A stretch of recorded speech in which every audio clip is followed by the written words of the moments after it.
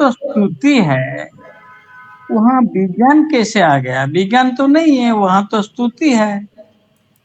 तो जो लोग ये प्रश्न करेंगे उनके लिए उत्तर है स्तुति क्या है, ये पहले समझना होगा।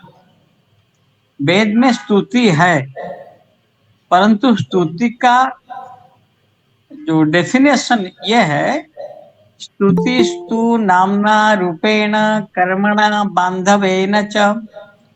स्तुति किसी के विषय में नाम, रूप, कर्म और बांधव, इनका वर्णन है। नाम, रूप, कर्म तो सब समझ जाते हैं। जो बांधव है वो है, वो किसी, ये जिसका नाम, रूप, कर्म है वो किसके साथ संबंध रखता है, क्या संबंध रखता है, कैसा संबंध रखता है, वो सब इंटरेक्शंस। अब ये नाम, रूप, कर्म जो तीन चीजें कहा गया है, ये है क्या? किसी भी वस्तु का ये तीनों को मिला करके कहते हैं अभ्भो। अभ्भो का जो वेद में अभ्भो कहते हैं, तुच्छेन अभ्भो पीतम जदासत नासदीय सूक्त में जो है, वो अभ्भो का अर्थ है ऑब्जर्वेबल, दृश्य। जो दृश्य है, जो देखने में आता है, उसको कहते हैं अभ्भ। तो ये नाम, रूप और कर्म तीनों ही अभ्भ है, या दृश्य का तीन भाग है। अब ये दृश्य जब हम कहते हैं ऑब्जर्वेबल, वहां पर ऑटोमेटिकली ऑब्जर्वर का कंसेप्ट आ जाता है। तो ऑब्जर्वर को दृष्टा कहते हैं, जो देखने वाला, ऑब्जर्वर दृष्टा। तो दृष्टा, उसका भी जैसे अभ्भो का तीन भाग, ऑब्जर्वेबल का तीन भाग है, नाम, रूप और कर्म, वैसे दृष्टा का भी तीन भाग है। वो तीनों है आनंद, चेतना और सत्ता। थोड़ा सा इसके विषय में मुझे क्लैरिफिकेशन देना है, उसके बाद हम लोग चले आएंगे हमारे अपने विषय पर, आज के विषय पर। इसमें एक चीज पहले से मैं बोल लेता हूं, अनंत शास्त्रम बहुवेदितव्यम स्वल्पश्च कालो बहवश्च विघ्ना। शास्त्र जानने के विषय बहुत है, लेकिन हमारे पास समय नहीं है इतना, हमारे पास समय का बहुत कमी है और विघ्न उसमें बहुत ज्यादा हैं। इसीलिए जो जब सारभूतम, जो उसका सार है, जो इम्पोर्टेंट एस्पेक्ट्स है, हम उसी का आलोचना करेंगे, बाकी को छोड़ देंगे। जो आज के लिए हमारे सार है, उस इम्पोर्टेंट है, उसी को आलोचना करेंगे, बाकी को छोड़ देंगे। बाद में कभी आलोचना हो सकता है। ये जो दृष्टा का विषय में मैं बोला कि आनंद, चेतना और सत्ता, नाम, रूप, कर्म, अभ्भो का मतलब ऑब्जर्वेबल का तीन भाग है और ऑब्जर्वर का तीन भाग है, आनंद, चेतना और सत्ता। ये चीजें है क्या? ये साधारण जो अर्थ में आप सब समझते हैं उससे ये थोड़ा हटके हैं। वैदिक व्याख्या में ये थोड़ा अलग होता है। आनंद का एक अर्थ है आ, अर्थात चारों ओर से नंद। हम लोग जब कुएं खोदते हैं, कुएं का सीमा बनाने के लिए हम लोग जो गोलाकार जो पिंड लगाते हैं उसको नंद कहते हैं। वो नंद छोटे कुएं के लिए छोटा है, बड़े कुएं के लिए बड़ा है, ऐसे ही, परंतु वो उसका सीमा निर्धारण करता है। तो चारों ओर से जो सबका सीमा निर्धारण करता है उसी को आनंद कहते हैं। वो आनंद, जैसे वो आनंद के बारे में वेदों में कहा गया है, आसीनो दूरम व्रजति शयानो जाति सर्वतः। बैठ करके भी बहुत दूर चला जाता है, सो करके सब सब जगह चला जाता है। यहाँ पर जो सेकंड पार्ट शयानो जाति सर्वतः, वो सिंगुलैरिटी से संबंध रखता है, इसलिए उसको हम छोड़ देंगे अभी। आसीनो दूरम व्रजति, बैठ करके चारों जगह बहुत दूर चला जाता है, वो कैसा होता है?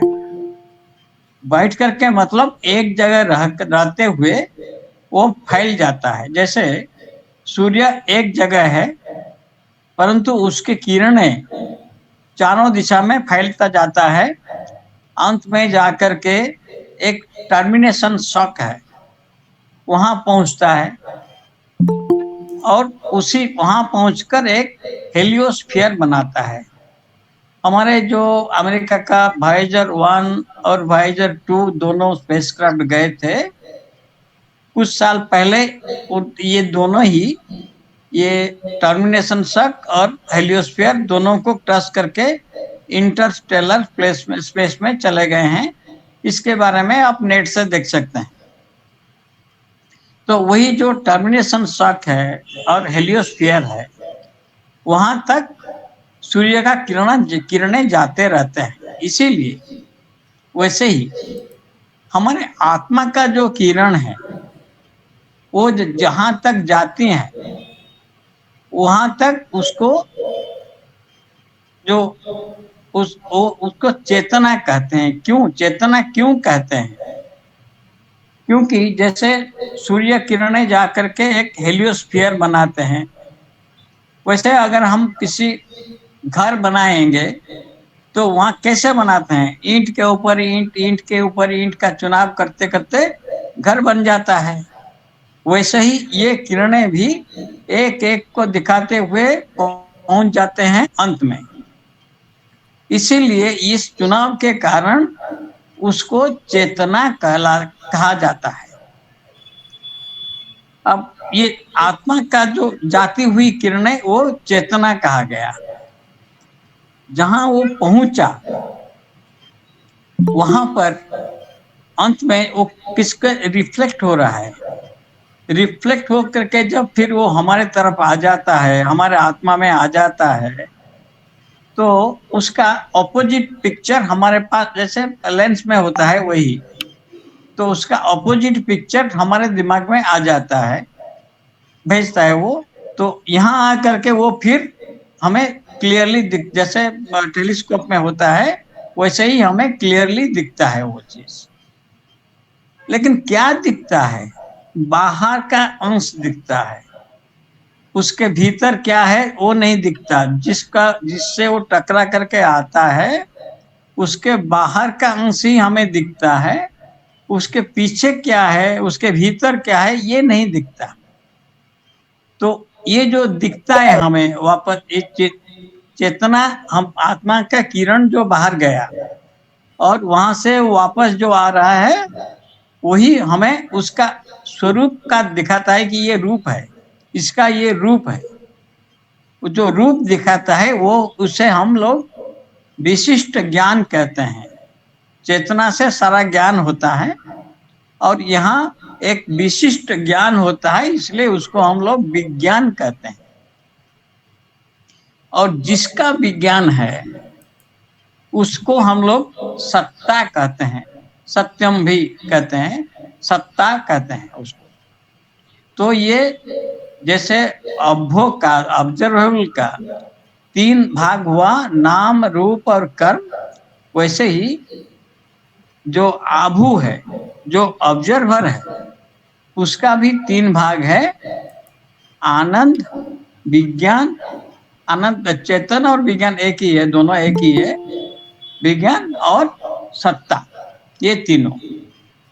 आज हम इसी के ऊपर चर्चा करेंगे कि जो हम देखते हैं, ऑब्जर्व करते हैं, ऑब्जर्वेबल्स, इसके विषय में वेद में क्या कहा गया है और आधुनिक विज्ञान में वो क्या कहा गया है, इसी के एक तुलनात्मक विवरण करेंगे। ये दोनों जब हम आलोचना कर रहे हैं, दृष्टा और दृश्य, ये दोनों के संबंध है दर्शन। दर्शन इस दर्शन का परिभाषा हमारे यहाँ वेद में कहा गया है, एकमेव दर्शनम ख्यातिरेव दर्शनम। दर्शन एक ही है, दर्शन फिलोसफी नहीं है। बहुत लोगों का एक भ्रांत धारणा है कि दर्शन ही फिलोसफी है, जो एक भूल धारणा है। दर्शन फिलोसफी नहीं है, दर्शन एक ही है। वो क्या है? ख्यातिरेव दर्शनम। जो हम देखते हैं उसका कुछ स्पेशल कैरेक्टरिस्टिक, जो ख्याति जिससे वो जाना जाता है, उसको ही हम कहते हैं उसके विषय में। तो वही ख्याति दर्शन है। मतलब सबका जो जिससे वो सब जाने जाते हैं, वही सब दर्शन है। दर्शन का अर्थ हुआ ज्ञान, टोटल ज्ञान। किसी भी विषय में टोटल ज्ञान जो है वो है दर्शन। और वो एक दर्शन का एक छोटा सा अंश किसी विषय विशेष वस्तु के विषय में या व्यक्ति के विषय में हमें जो ज्ञान होता है, वो ज्ञान को कहते हैं विशिष्ट ज्ञान, अर्थात विज्ञान। तो विज्ञान दर्शन का एक सबसेट है। हमारे यहाँ फिलॉसफी और रिलीजन में कोई कॉन्फ्लिक्ट नहीं है, क्योंकि ये दोनों हमारे यहाँ होते ही नहीं। हमारे यहाँ विज्ञान जो है वो एक दर्शन का एक सबसेट है, एक अंश है। किसी विशिष्ट पदार्थ का ज्ञान ही विज्ञान है, जबकि सबका टोटल ज्ञान जो है वो दर्शन है। दर्शन मतलब देखना, देखना मतलब जानना। इसलिए दर्शन संपूर्ण ज्ञान है और विज्ञान उसका एक सबसेट है, एक छोटा सा अंश है, जिससे हम इसको जानते हैं कि ये विषय में इसका यही कैरेक्टरिस्टिक है। अब आएंगे हम लोग विज्ञान के ऊपर। ये जो दृश्य जो नाम रूप कर्म बोले थे हम लोग, नाम तो उसी का जो मन में जो हमारा जो रूप है, उसी को हमने एक नाम दे दिया। भाई इसको इस नाम से हम पुकारेंगे, बस। लोग नाम इसके ऊपर, ये महाभाष्य के प्रथम भाग में और वाक्यपदीय के प्रथम कांड में इसके ऊपर बहुत चर्चा हुआ है। जिसको चाहिए वो महाभाष्य या वाक्यपदीयम ये पढ़ के देख सकते हैं। इसके ऊपर मैं ज्यादा नहीं कहूंगा। इसके ऊपर आज के विषय के लिए मैं संक्षिप्त रखूंगा। ये जो रूप है फिजिकल कैरेक्टरिस्टिक्स, कर्म है उसका इंटरैक्टिव पोटेंशियल, बांधव तो है दूसरे के साथ उसका इंटरेक्शन जो है, कैसे क्या किसके साथ इंटरेक्ट करता है, कैसे इंटरेक्ट करता है, वो है। यही सब वेदों में है। अच्छा, लेकिन उसमें एक डिवीजन और भी है। ये जो भी हम देखते हैं उसको गीता में कहा गया है क्षर सर्वाणि भूतानि। ये सब जितने भी भूत हम देखते हैं, जो दृश्य हम देखते हैं, इसको क्षर कहा गया है, क्योंकि ये सब म्यूटेबल है, क्षरणशील है। प्रति मुहूर्त इसका परिवर्तन होता रहता है, इसीलिए ये क्षरणशील होने से क्षर कहलाता है। Observable, mutable. हम जानते हैं कि जगत क्यों कहते हैं, क्योंकि सब समय ये गतिशील रहता है, इसीलिए इसको जगत कहते हैं। उसी को क्षर भी कहते हैं। क्षर सर्वाणि भूतानि कूटस्थो क्षर उच्यते, गीता 15 अध्याय में कहा गया है। तो कूटस्थ मतलब जो भीतर रह करके इसका संचालन करता है, उसको कूटस्थ अक्षर कहते हैं, क्योंकि वो एनर्जी इट इज इम्यूटेबल, उसका क्षरण नहीं होता। Energy can not be created or destroyed, it can only change form. तो इसीलिए इसको अक्षर कहा जाता है। सो ये दोनों के बाद जो ऑब्जर्वर जो दर्शन करता है वो अलग है। वो उसका उसका जो गीता में उसको ज लोकोत्रय विभर्ति माविष्य विभर्त्य व्यय ईश्वर, इसको ईश्वर कहा गया है और अव्यय कहा गया है और पुरुष कहा गया है। जो इन सब का मटेरियल एस्पेक्ट, एनर्जी एस्पेक्ट और थर्ड एस्पेक्ट है, इनका जो controller aspect, controlling aspect, consciousness, उसको थर्ड एस्पेक्ट कहा गया, उसको अव्यय कहा गया है। तो ये जो अव्यय है उसका विषय में अभी हम लोग ये चर्चा नहीं करेंगे। हम लोग अभी केवल जो क्षर है, ऑब्जर्वेबल का मटेरियल एस्पेक्ट है, उसी के ऊपर चर्चा करेंगे। इसके ऊपर हमारे यहाँ वैशेषिक दर्शन में चर्चा किया गया है।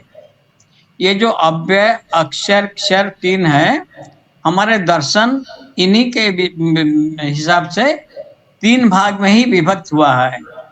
जो क्षर का दर्शन है, जो ऑब्जर्वेबल जो मटेरियल है, इसका विज्ञान वैशेषिक में है। जो अक्षर एनर्जी एस्पेक्ट है, उसका जो विज्ञान है वो सांख्य में है। और जो अव्यय है, जो कॉन्शस एस्पेक्ट है, उसका विज्ञान उत्तर मीमांसा अथवा वेदांत में है। बाकी के जो तीन, सांख्य के प्रक्रिया भाग योग है, वेदांत के प्रक्रिया भाग पूर्व मीमांसा है, और ये वैशेषिक जो मटेरियल साइंस है, उसका जो प्रक्रिया भाग, उसका रिसर्च मेथोडोलॉजी, वो न्याय में है। यही हमारा षड विज्ञान है। इसको आजकल बहुत ही भ्रांत करके फिलोसफी में मिला करके इधर उधर बहुत उल्टा सीधा कर दिया गया है, जिसका होना नहीं चाहिए। उसका ये एक चक्रांत करके हमको विभ्रांत कर दिया गया है। क्योंकि अभी मैं थोड़ी देर में दिखाऊंगा। अभी हम वैशेषिक के ऊपर जाएंगे। वैशेषिक का मूल ग्रंथ है कणाद सूत्रम। कणाद सूत्रम में जितने पहले सूत्र थे, अभी सबके सब सूत्र मिलते नहीं हैं, कुछ मिलते भी नहीं हैं, कुछ मिलते हैं। जो मिलते हैं हम उसी के ऊपर चर्चा करेंगे। इसके ऊपर आचार्य प्रशस्तपाद ने एक पुस्तक लिखा था, जिसका नाम था पदार्थ धर्म संग्रह। इसको प्रशस्तपाद भाष्य भी कहा जाता है। आपको सुनकर आश्चर्य होगा, ये प्रशस्तपाद भाष्य में हमारे जो क्लासिकल फिजिक्स हैं, न्यूटनियन इक्वेशन से, न्यूटनियन लॉ से शुरू करके, even Galileo's laws of motion, वहां से शुरू करके, न्यूटन से शुरू करके जितने भी क्लासिकल फिजिक्स हैं, ये सब इसमें है। भरवाटीम हुबहू वो जहाँ जो न्यूटन का लॉ है वो भरवाटीम है, उससे भी और अधिक है। उसके बाद रिलेटिविटी का जो बेसिक कंसेप्ट है, उसका रिलेटिविटी का हार्ट जो है इक्विवेलेंस प्रिंसिपल, वो भी है ये पदार्थ धर्म संग्रह में। और जो हमारे जो क्वांटम थ्योरी का, जो पार्टिकल फिजिक्स का ये फंडामेंटल इंटरेक्शन जो है, उसका एक अंश है। यहाँ तक कि quantum chromodynamics, quantum field theory, ये सब सांख्य में आ जाएंगे। लेकिन ये सब है हमारे दर्शन में, वेद में। अब इसको मैं एक एक करके सबको, दोनों को कंपेयर करके दिखाऊंगा। आज जितना समय मिलेगा वहां जाएंगे। पहले हम लोग देखते हैं कि न्यूटनियन लॉज ऑफ मोशन देखते हैं। गैलीलियो का बाद में देखेंगे, पहले हम न्यूटनियन लॉज ऑफ मोशन देखते हैं। ये प्रशस्तपाद ने कैसे कहा है। प्रशस्तपाद ने कहा,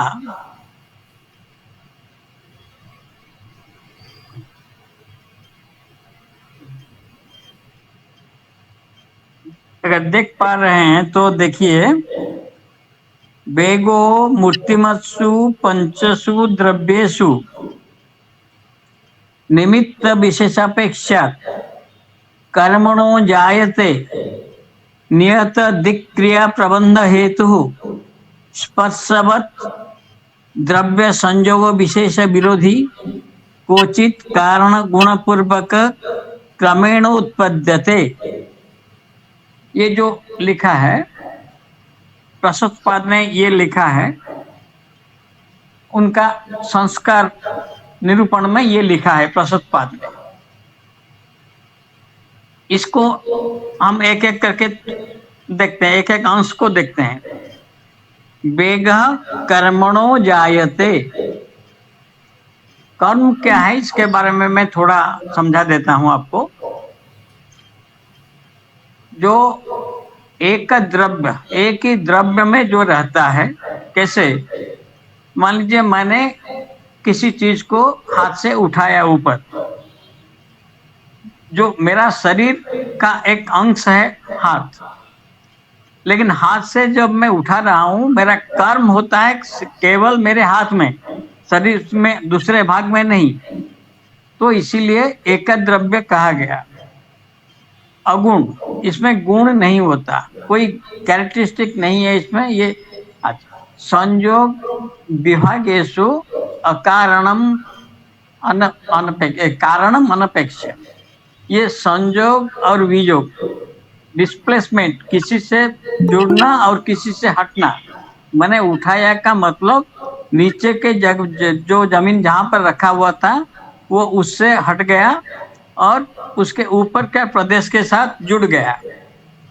तो ये संयोग और वियोग, नीचे से जमीन से ये वियोग हुआ और ऊपर के आकाश के प्रदेश के साथ इसका संयोग हुआ। ये, और इसके लिए ये किसी अन्य का अपेक्षा नहीं करता। यही है हमारा एक्शन थ्योरी। अच्छा, तो ये जो कर्म जो है, वेग कर्मणो जायते, वेग जो है इनर्शिया ऑफ मोशन, वेग इनर्शिया ऑफ मोशन को वेग कहते हैं। तो इनर्शिया ऑफ मोशन है, ये कैसे होता है ना, कर्मणो जायते। कर्मणो मतलब किसी प्रयत्न हुआ, हमारे के कोई फोर्स अप्लाई किया, उसके बाद ये सृष्टि हुआ। इसका मतलब हुआ change of motion is due to impressed force. यही तो न्यूटन का प्रथम लॉ है, first law of Newton. Change of motion is due to impressed force. Prashastapada ने उसी को कहा वेगः कर्मणो जायते। अच्छा, अब दूसरे लॉ के ऊपर, इसके ऊपर डिस्कशन बाद में करेंगे। दूसरे लॉ के ऊपर आते हैं। प्रशस्तपाद कहते हैं वेगः निमित्त विशेषापेक्षात् कर्मणो जायते नियत दिक् क्रिया प्रबंध हेतु। ये निमित्त विशेष अपेक्षा, जो किसी, जैसे कि मैंने हाथ से इसको उठाया तो ये एक किसी इम्प्रेस्ड फोर्स हुआ, ये उससे क्या होता है, कर्मणो जायते नियत दिक् क्रिया प्रबंध हेतु। नियत दिक्, in a specific direction, in a specific, it moves things in a specific direction. Change of motion is proportional to the impressed force and is in the direction of the force. यही उसका अर्थ हुआ। वेग निमित्त विशेषापेक्षात् कर्मणो जायते नियत दिक् क्रिया प्रबंध हेतु। Change of motion is proportional to the impressed force and is in the direction of the force. यही तो न्यूटन का सेकंड लॉ है। सो हुबहू यही कहा प्रशस्तपाद ने हजारों वर्ष पहले। अब तीसरे पे आते हैं, वेग संयोग विशेष विरोधी। तो ये जो इनर्शिया ऑफ मोशन है वो किसी के साथ जब संयोग होता है उसको अपोज करता है, मतलब एक्शन एंड देन रिएक्शन। जब संयोग होगा तो उसका रिएक्शन होगा। संयोग विशेष विरोधी, action and reaction are equal and opposite. यही तो न्यूटन का थर्ड लॉ है। तो हम देखते हैं कि ये न्यूटन के तीनों ही लॉ हजारों वर्ष पहले आचार्य प्रशस्तपाद ने कह चुके हैं। परंतु केवल इतना ही नहीं, उन्होंने और भी बहुत कुछ कहा है। क्या कहा? वेग कारण गुण पूर्वका, inertia gives rise to further inertia. और इसमें एक इंटरेस्टिंग चीज आता है। यहाँ इनर्शिया जब मैं कहता हूँ, इनर्शिया ऑफ मोशन को ही कर रहा हूँ। न्यूटन लॉ में दो चीजें हैं, इनर्शिया ऑफ रेस्ट, एक है इनर्शिया ऑफ मोशन। लेकिन प्रशस्तपाद कहते हैं कि इनर्शिया ऑफ रेस्ट जैसा कुछ होता ही नहीं है। क्यों नहीं होता? क्योंकि रेस्ट क्या है? जब सारे forces acting on a body, when it becomes when they cancel each other, the thing is at rest. Something can be at rest only when all the forces acting on it cancel each other, so that the net force is zero. जहाँ net force is zero, जहाँ force है ही नहीं, वहाँ inertia कैसे आएगा? क्योंकि inertia का condition है कि कर्मणो जायते वेगः कर्मणो जायते, change of motion is due to impressed force. जहाँ फोर्स जीरो हो गया वहाँ और फिर इनर्शिया कैसे होगा? इनर्शिया तो हो ही नहीं सकता। इसीलिए inertia of motion, inertia of rest जैसा कुछ चीज होता ही नहीं है। ये प्रशस्तपाद का कहना है, जो कि सही लगता है। अच्छा, दूसरा, ये इनर्शिया किस में होता है? प्रशस्तपाद कहते हैं, जो न्यूटन ने नहीं कहा, मूर्तिमत्सु पंचसु द्रव्येषु। ये मूर्तिमत्सु पंचसु द्रव्येषु क्या चीज है?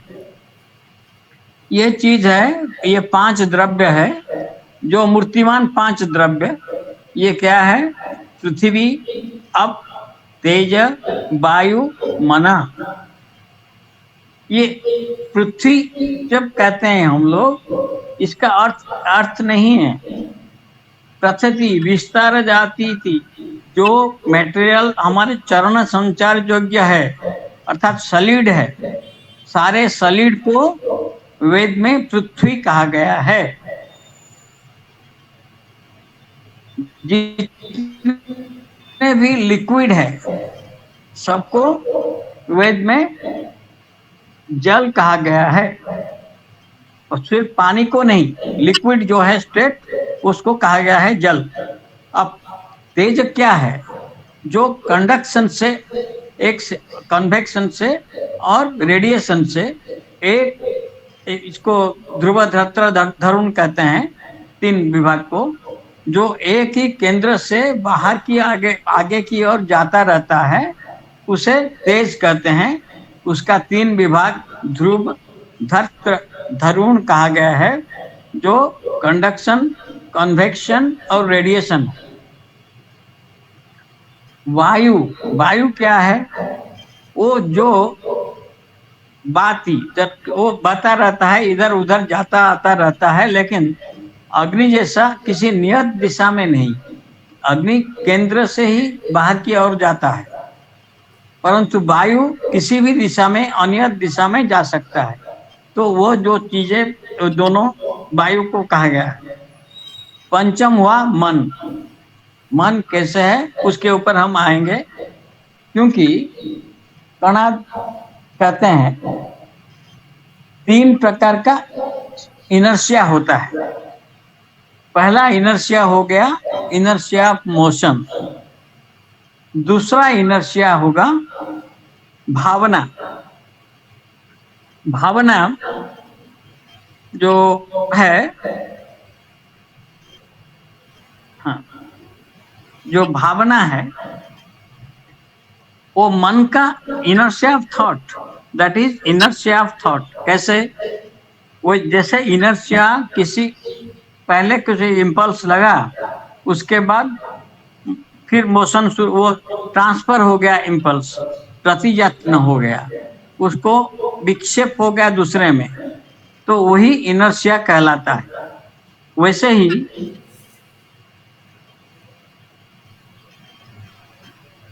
संस्कार भेदा, तो ये वैसे ही ये भी ये जो भावना जो है दूसरा संस्कार कहलाता है। तो भावना में मैं इस पर ज्यादा नहीं कहूँगा, बहुत कम कहूँगा। तो किसी मन में आपने कुछ देखा या सुना, तो इस पे एक इम्पल्स गया मन के द्वारा, तो माइंड में जो मेमोरी में हमारा उसी रिलेटेड जो भी चीजें हैं उसको जाकर के धक्का दे दिया, तो उसी विषय में हमारा चिंता चल पड़ा, भावना चल पड़ा। तो इसलिए इसको संस्कार कहा जाता है, इनर्शिया कहा जाता है। इनर्शिया ऑफ माइंड जो थॉट है वो सेकंड इनर्शिया हुआ। और तीसरा इनर्शिया जो बहुत ही इंटरेस्टिंग है वो है इलास्टिसिटी, स्थितिस्थापक संस्कार। हमने किसी फोर्स अप्लाई किया, एक रबर बैंड को खींचा, जब खींचा तो उसका जो जैसे ही हमने फोर्स छोड़ दिया, उसके बाद वो फिर अपने ही जहां जैसा था वैसे ही उसी तरफ चला गया। इसलिए इसको स्थितिस्थापक संस्कार कहते हैं। Elasticity is the third type of inertia, जिसे स्थिति संस्थापक संस्कार कहते हैं। ये प्रशस्तपाद में हजारों साल पहले कहा गया है। अब इसके ऊपर यदि कोई कुछ कहना चाहते हैं तो आप कह सकते हैं, हम उसके ऊपर विचार कर सकते हैं। ये मैं चाहता हूं कि इस इंटरैक्टिव सेशन हो, आपको जहां पर भी कहीं पर कोई संशय हो मुझे रोक करके प्रश्न पूछें, so that there can be a healthy discussion. Sir Kanad के हिसाब से इनर्शिया, सर कनात के हिसाब से इनर्शिया ऑफ रेस्ट कुछ नहीं है। इनर्शिया प्रतियत्न है, प्रतियत्न है इसका सम्यक। देखिए, इनर्शिया को संस्कार कहते हैं। संस्कार का अर्थ हुआ सम्यक विक्षेप। जैसे धक्का लगा, धक्का लगने के बाद उसने काउंटर किया, जिससे धक्का लगा आपका वो काउंटर किया, काउंटर करके वो चल पड़ा, जहां से था वहां से अपोजिट डायरेक्शन में चल पड़ा। फिर वो जब जहां पहुंचा उसको धक्का दिया, वहां से चल पड़ा। जब तक कोई कुछ सॉलिड कुछ न मिले उसको रोकने के लिए, तब तक चलता रहता है। जैसे मान लीजिए एक प्रोजेक्टाइल हमने भेजा, प्रोजेक्टाइल को रोकने वाला सामने कुछ कोई दीवार मिल जाएगा तो वहीं पर रुक जाएगा, लेकिन रोकने वाला नहीं मिलेगा, वो चलता रहेगा हवा के साथ साथ, परंतु उसका जो वेट है वो उसको नीचे की तरफ खींचता रहेगा, इसीलिए थोड़ी देर जाने के बाद वो गिर जाएगा। तो इनर्शिया का जो डेफिनेशन न्यूटन ने दिया है वही सेम डेफिनेशन कणाद ने दिया था, और सेम डेफिनेशन प्रशस्तपाद ने भी दिया है। इन्होंने कणाद और प्रशस्तपाद ने न्यूटन का डेफिनेशन से आगे बढ़कर कुछ और कहा है, जैसे इनर्शिया ऑफ रेस्ट जैसा कुछ होता ही नहीं है। और इनर्शिया पांचों द्रव्य में दिखा जाता है, जल में भी इनर्शिया देखा जाएगा। जल कहीं पर रखा है, कहीं से मान लीजिए टूट गया एक तरफ से तो पानी बह जाता है, या एक पानी कहीं पे ठहरा हुआ है, दूसरे तरफ से पानी आ गया ज्यादा, तो ये भी पानी बह जाता है। सेम थिंग तेज में होता है, हीट में। सेम थिंग वायु में होता है, हमने साइक्लोन में देखा है कैसे क्या होता है। तो और सेम थिंग भावना में होता है, मन में होता है, ये पांचों होता है। और सेम थिंग इलास्टिसिटी में भी होता है। मन में जो आप बोले ना, मन में जैसे इनर्शिया होता है और भावना आने से वो इनर्शिया परिवर्तन होता है, वो तो न्यूटन हम्म। नहीं बोले हैं। ये शायद इसके ऊपर कुछ आगे चर्चा हो सकता है। मैं वही तो बोल रहा हूँ। ये कणाद और प्रशस्त पाद ने न्यूटन से आगे बढ़कर बहुत कुछ बोले हैं, तो इसके ऊपर अलग से चर्चा किया जा सकता है। आज हम एक ओवरऑल छोटा सा व्यू लेते हैं कि वेद में विज्ञान है जो आधुनिक विज्ञान से भी बढ़कर है, यही दिखाने का तो प्रयास मैं कर रहा हूँ। इसीलिए इसके ऊपर कभी और चर्चा कर सकते हैं।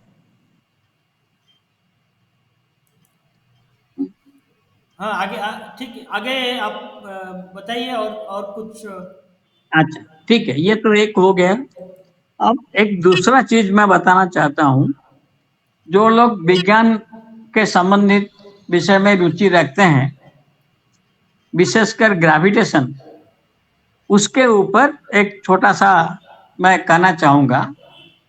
आप किसी भी पुस्तक में देख लीजिए या किसी भी वैज्ञानिक से पूछ लीजिए, विज्ञान के अध्यापकों से पूछ लीजिए, सब कहेंगे एक पत्थर यदि पृथ्वी में 1 केजी हुआ, पृथ्वी के ऊपर हमने तोले उसको और वो 1 केजी हुआ, उसको चंद्रमा में अगर हम ले जाएंगे तो वो 1/6 होगा। सारे टेक्स्ट बुक में ये लिखा है, सारे वैज्ञानिक यही कहते हैं। परंतु हमारे हिसाब से ये भूल है। कैसे? आप वो पत्थर को पृथ्वी पर तोला, कैसे तोला? एक तराजू लिया, बाएं तरफ एक बटकरा रख दिया 1 केजी का, दाहिने तरफ वो पत्थर को रख दिया, तराजू बैलेंस हो गया, तो आप बोले कि ये 1 केजी का है। यदि चंद्रमा के ऊपर भी आपको मापना होगा इसी पत्थर को, ये पत्थर आप ले जाएंगे तो उसको मापेंगे कैसे? चंद्रमा के बटकरा से नहीं, यही पृथ्वी का बटकरा लेना पड़ेगा। नहीं तो चंद्रमा का बटकरा को देखना पड़ेगा कि दोनों का रेशियो क्या है। चंद्रमा में 1 किलो का बटकरा का रेशियो क्या होता है, वो उसी हिसाब से या तो हमको बढ़ाना पड़ेगा, क्या घटाना पड़ेगा, नहीं तो उस फैक्टर अप्लाई करना पड़ेगा, कन्वर्सन फैक्टर अप्लाई करना पड़ेगा। जैसे मीटर इंच में होता है या मीटर गज में होता है, तो वैसे ही करना पड़ेगा। नहीं तो हमको जैसे अगर हम यहाँ पर मीटर में मापे तो चंद्रमा में भी हमको यही मीटर रॉड ले जाना पड़ेगा। अगर हम कहीं और जैसे गज में आप माप करते हैं तो एक कन्वर्सन फैक्टर अप्लाई करते हैं, तो वैसे ही कन्वर्सन फैक्टर अप्लाई करना पड़ेगा।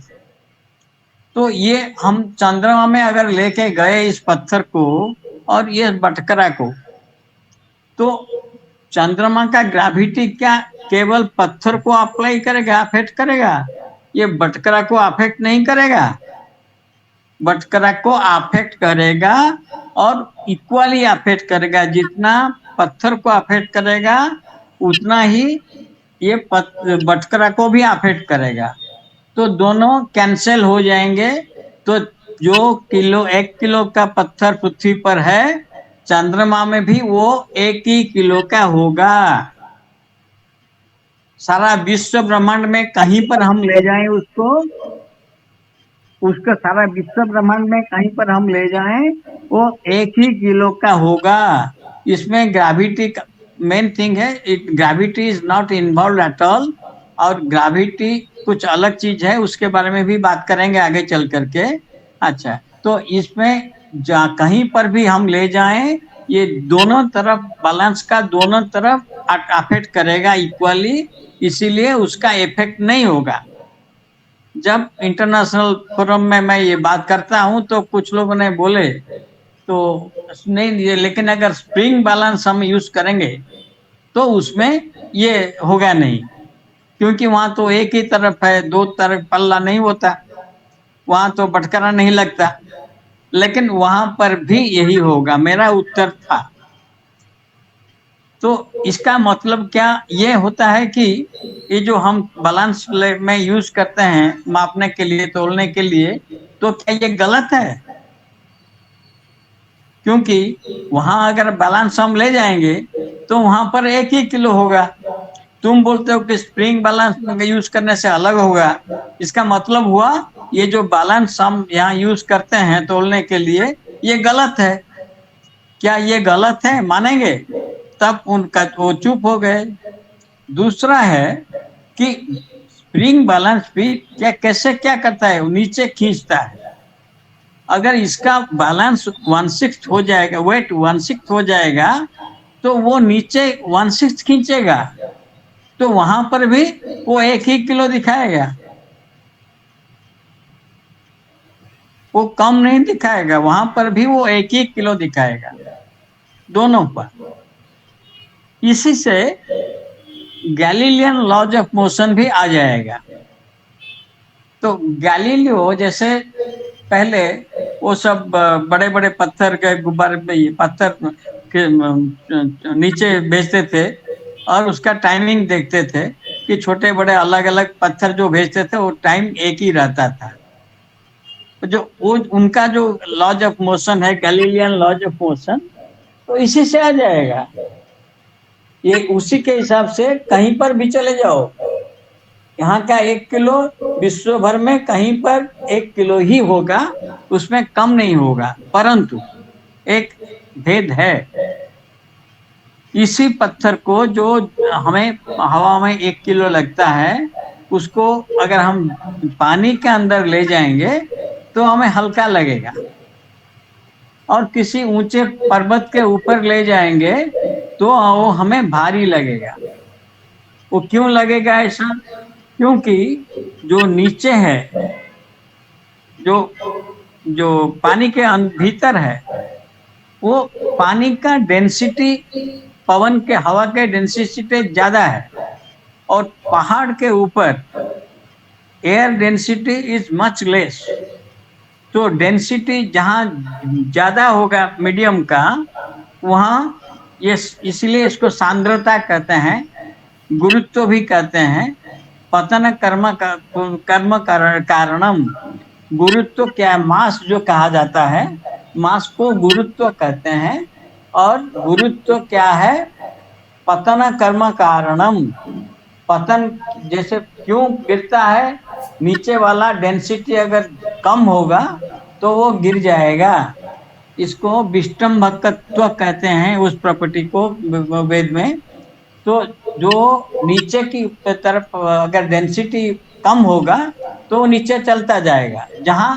अच्छा, इसी में आते हैं ये एप्पल के ऊपर। जो एप्पल जब गिरा था, न्यूटन ने इसको ग्रेविटी ने ले लिया। वेद ये कणाद कहते हैं कि ये ठीक नहीं है। संयोगाभावे गुरुत्वात् पतनम। संयोग जो स्टेम था, उसका जो स्टेम था एप्पल का, वो उसको पकड़े हुए था। जैसे जैसे एप्पल पकता गया वो दुर्बल होता गया, उसका पकड़ दुर्बल होता गया। जब जब दुर्बल होता गया तो वो रोक नहीं पाया उसको, तब वो गिर गया नीचे। और नीचे क्योंकि हवा में सांद्रता जो डेंसिटी बहुत कम है, इसलिए वो नीचे गिरा। और नीचे पानी होगा तो वो भी उसके पानी के भीतर चला जाएगा। कीचड़ होगा तो कीचड़ के भीतर चला जाएगा।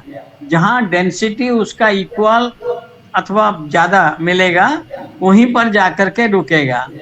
तो ये जो एप्पल गिरा, ये ग्रेविटी के वजह से नहीं, ये गिरा इसीलिए क्योंकि सांद्रता ये जो मीडियम का density, it is much less, and the जो stem was unable to hold it because of ripening, because it has weakened, that the force has weakened. So the moment it went above a threshold, Apple गिर गया। एक interesting चीज यहाँ पर मैं बताना चाहता हूँ। न्यूटन का लॉ ऑफ ग्रेविटेशन जो है, उसमें जो इक्वेशन है, बाएं तरफ gravitational force is equal to दाहिने तरफ ग्रेविटेशनल कांस्टेंट रहा जी, दो मास रहा m1 m2, और फिर डिवाइडेड बाय इनका दोनों मास का सेंटर ऑफ मास का square of the distance between this two mass points mass. अब ये दाहिने तरफ का जितने फैक्टर हैं जी, m1 m2 और ये डिस्टेंस का स्क्वायर, ये सारे फिक्स्ड है, कांस्टेंट है, ये वेरिएबल्स नहीं है। जब इक्वेशन का दाहिने तरफ का सारे फैक्टर कांस्टेंट हैं तो बाएं तरफ का जो फोर्स है वो भी कांस्टेंट ही होगा। It can not be an attractive force, gravity can not be an attractive force according to Newton's law of gravitation, that उनका इक्वेशन। क्योंकि दाहिने तरफ का जब सब कुछ फिक्स कांस्टेंट है, बाएं तरफ भी कांस्टेंट ही होगा, इसीलिए gravity can not be an attractive force, जो कि वैदिक डेफिनेशन से मिलता है। वेद में हमारा यही कहा गया है, कोई जम संबंध उसको अलग से बात करेंगे, लेकिन वेद में यही न्यूटनियन इक्वेशन को वेद में भी माना गया है। लेकिन एक इंटरेस्टिंग चीज है, वेद में इसको कांस्टेंट नहीं कहा गया, जी को कांस्टेंट नहीं कहा गया, लेकिन थोड़ा वेरिएबल कहा गया, लेकिन variable with in a limit. ऐसा नहीं है कि ये पूरा वेरी करता रहता है। और इंटरेस्टिंग है, अभी रिसेंटली आप नेट में सर्च करके देख सकते हैं, कुछ साल पहले ये आया है, the gravitational constant G is not a constant but a variable with a periodicity of 5.9 earth years, जबकि वैदिक मत में ये 5.93 अर्थ ईयर्स है। मॉडर्न साइंस में उन्होंने निकाला the G is variable with a periodicity of 5.9 earth years. वैदिक मत में ये 5.9 नहीं, 5.93 earth years. It is more refined Vedic force, and we can explain it the reason. ये क्यों 5.93 होगा, क्यों 5.9 नहीं होगा, that also can be explain, that I can explain that. अच्छा, लेकिन आजकल आप कोई भी इक्वेशन देखिए, most of the equations which use G, they use G as a constant which is not, which is now known to be periodic with a periodicity of 5 Earth on Earth. ये G on Earth is having a periodicity of 5.93 Earth years. बाहर चले जाएंगे तो this will be different. हम लोग जाकर के शनि के ऊपर ग्रेविटी देखेंगे या नेपच्यून के ऊपर देखेंगे, that will be, that G will be different there. Nobody has measured it there, but it will be different there, क्योंकि it is a constant depending upon the situation. इसके ऊपर बाद में बात करेंगे, जब ग्रेविटी के ऊपर डिस्कशन करेंगे ये आएंगे। अच्छा, इसमें एक चीज और बता दूं मैं, कुछ लोग बोलेंगे नहीं ये जो न्यूटनियन इक्वेशन था वो तो ग्रेविटी का, वो तो आजकल चलता नहीं है। आजकल तो सब जगह जनरल रिलेटिविटी चलता है, जहां पर कहा गया है कि it is A space time curvature. तो ये नाउ देखते हैं कि ये कितना दूर सही है या गलत है। ये प्रशस्तपाद ने रिलेटिविटी का इक्विवेलेंस प्रिंसिपल को बोला था ये गलत है। कैसे बोला था मैं बता देता हूं। उन्होंने एक एग्जाम्पल दिया, प्रवेशन और निष्क्रमण। कोई एक रूम में गया, दो रूम है, उसके एडजेसेंट बीच में एक दरवाजा है। एक आदमी एक रूम से निकलकर दूसरे रूम में गया, यहाँ दो आदमी बैठे हुए हैं दो रूम में। जिस रूम से वो निकल करके गया उसके लिए ये मोशन, जो आदमी जो गया, दैट इज ए निष्क्रमण, मतलब वो निकल गया। जबकि जिस रूम में वो गया वहां पर जो आदमी बैठा है उसके लिए ये आया। यहाँ से वो गया, उसके इसके लिए ये वो गया और उसके लिए वही आया। मोशन एक ही है। मान लीजिए कोई आदमी छत नहीं है और ऊपर बैठा हुआ देख रहा है, तो उसके लिए ये न आया न गया। उसके लिए इस आदमी ने इस जगह से उस जगह तक गया, मूव किया। अब इसमें क्या होता है, देखिए प्रशस्तपाद ने एनालाइज किया, जो कर्म है, कर्म का मतलब ये एक ही जगह से उसका किसी को हटाया, दूसरे जगह, यहाँ से ये रूम को छोड़ा, दूसरे रूम में दूसरे जगह पर गया। अगर कंटिन्यू करता है तो वो दूसरे रूम, उस जो नए स्थान को छोड़ा फिर आगे गया, स्टेप बाय स्टेप एक आगे बढ़ता गया। तो ये जो एक ही चीज जो उसने किया उसको दो कैसे हम कहेंगे, एक कहाँ गया एक कहाँ आया? ये दोनों तो डिस्क्रिप्शन ठीक नहीं है, क्योंकि ये दोनों उल्टा है। एक जाना मतलब किसी पॉइंट से दूर हटके जाना, दूर चला जाना। आना मतलब इसी पॉइंट के दिशा में आना। तो ये कैसे हो सकता है? एक ही पॉइंट से दो आदमी ऐसे नहीं कर सकते कि ये कहेगा गया वो कहेगा आया, ये नहीं होना चाहिए। इस आदमी ने यहां से वहां तक मूव किया, यही प्रॉपर डिस्क्रिप्शन है। मान लीजिए दोनों अगर जॉइंट नहीं है, दो रूम एडजेसेंट नहीं है, तो ये गया और वो आया, ये दोनों एक साथ हो नहीं सकता। तो जैसे आइंस्टाइन ने इसका एग्जांपल दिया लिफ्ट से। इन्होंने रूम का दिया, यहां से वहां लाइन। आइंस्टाइन ने एग्जांपल दिया लिफ्ट से, ये नीचे फ्लोर से ऊपर फ्लोर की तरफ गया और हर फ्लोर में लोग खड़े हैं। वो ये कोई नहीं कह सकता कि ये आदमी नीचे जा रहा है या मतलब एक आदमी ऊपर जा रहा है, 3 तल्ले से 7 तल्ला जा रहा है और हर तल्ले में एक एक आदमी खड़े हैं। तो वो लोग मान लिए 5 तल्ले का आदमी देखा कि ये आदमी ऊपर गया है। ये जो ऊपर जा रहा है या वो 5 तल्ले का आदमी नीचे जा रहा है, दोनों एक जैसा है, इफेक्ट देंगे। इसी को उन्होंने एक इक्विवेलेंस प्रिंसिपल कहा। उसी को प्रशस्तपाद ने प्रवेशन निष्क्रमण ये शब्द में कहा, क्योंकि दोनों उल्टे चीजें हो नहीं सकता एक साथ। इसी एक ही कर्म के लिए ये उल्टा डिस्क्रिप्शन हो नहीं सकता। इसीलिए प्रशस्तपाद ने इसको जाति संकर्य नाम दे करके रिजेक्ट कर दिया। बोला कि ये एक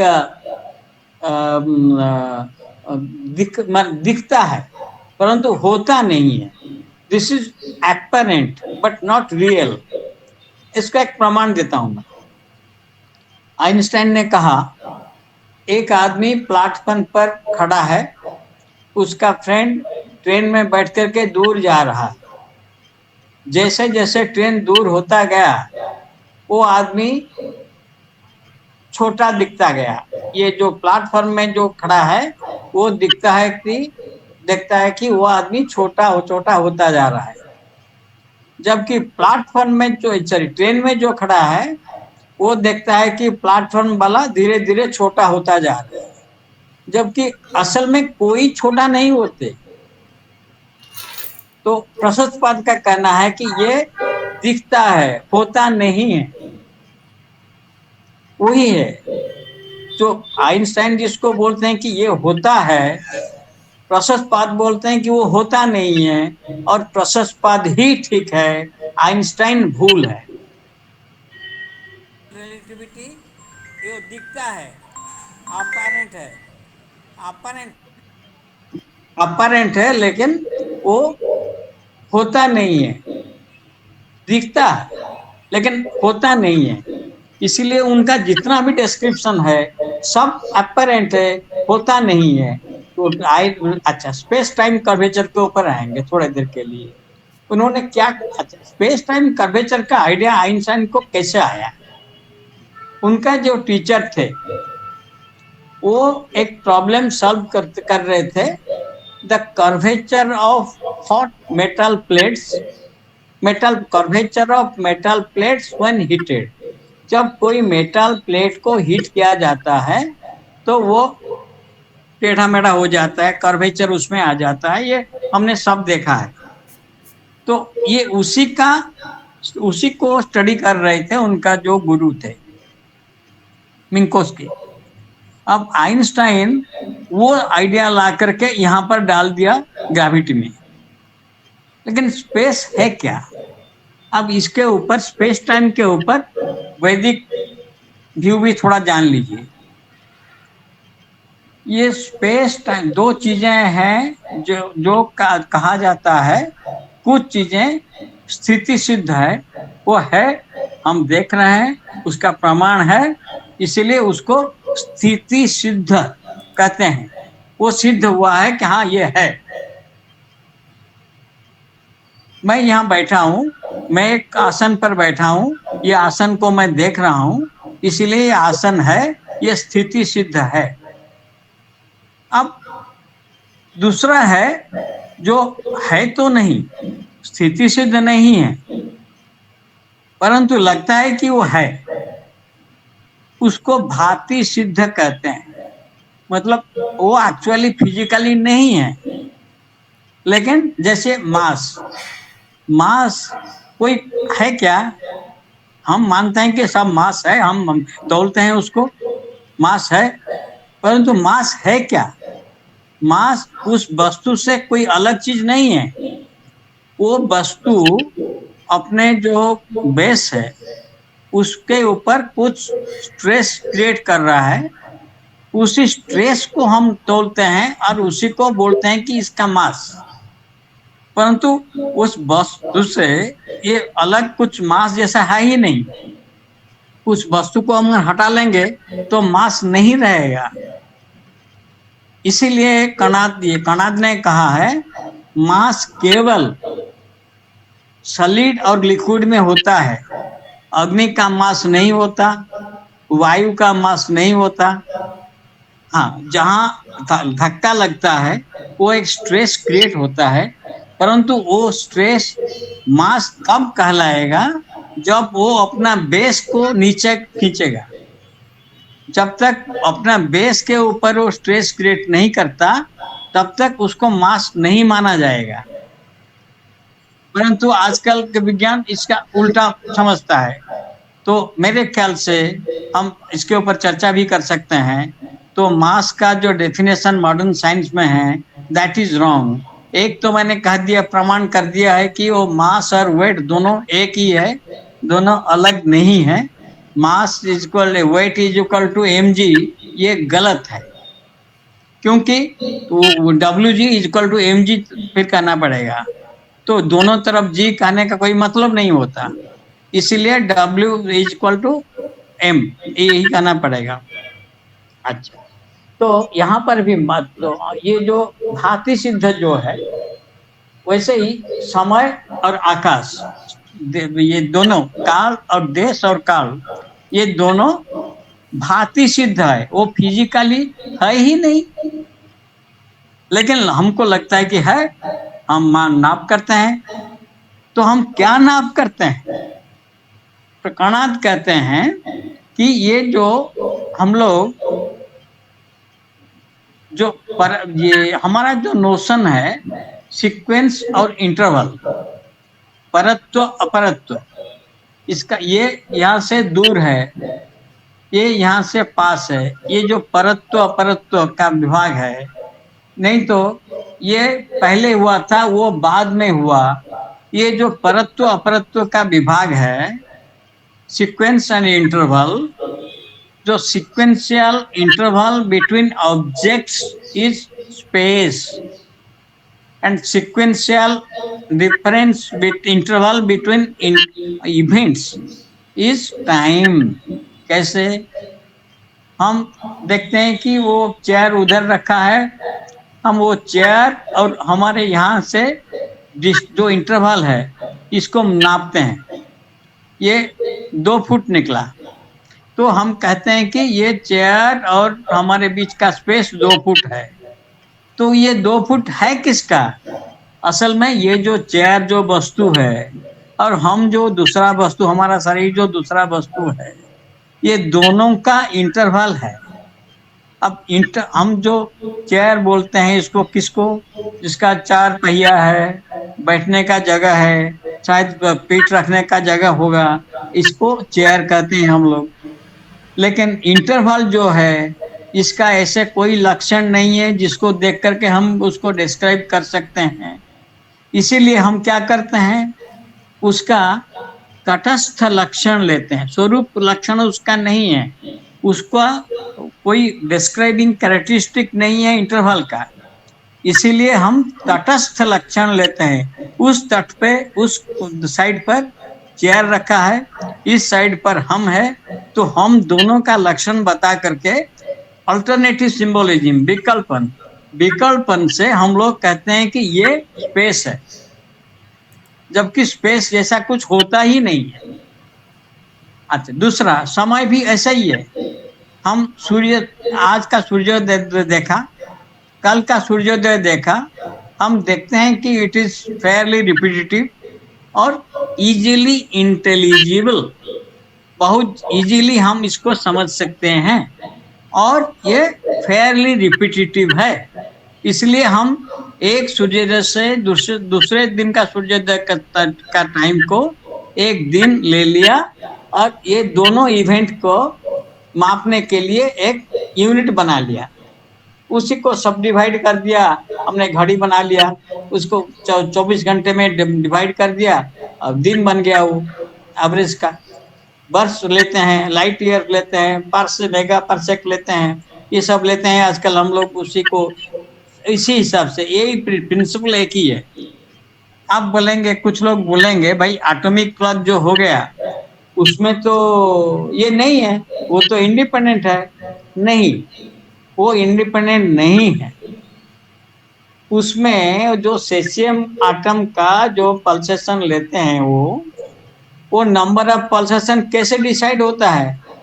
इसी के ऊपर 1 सेकेंड में कितने बार वो पल्सेट करता है, उसका एक एवरेज रीडिंग लिया जाता है, उसका फिक्स नहीं है वो।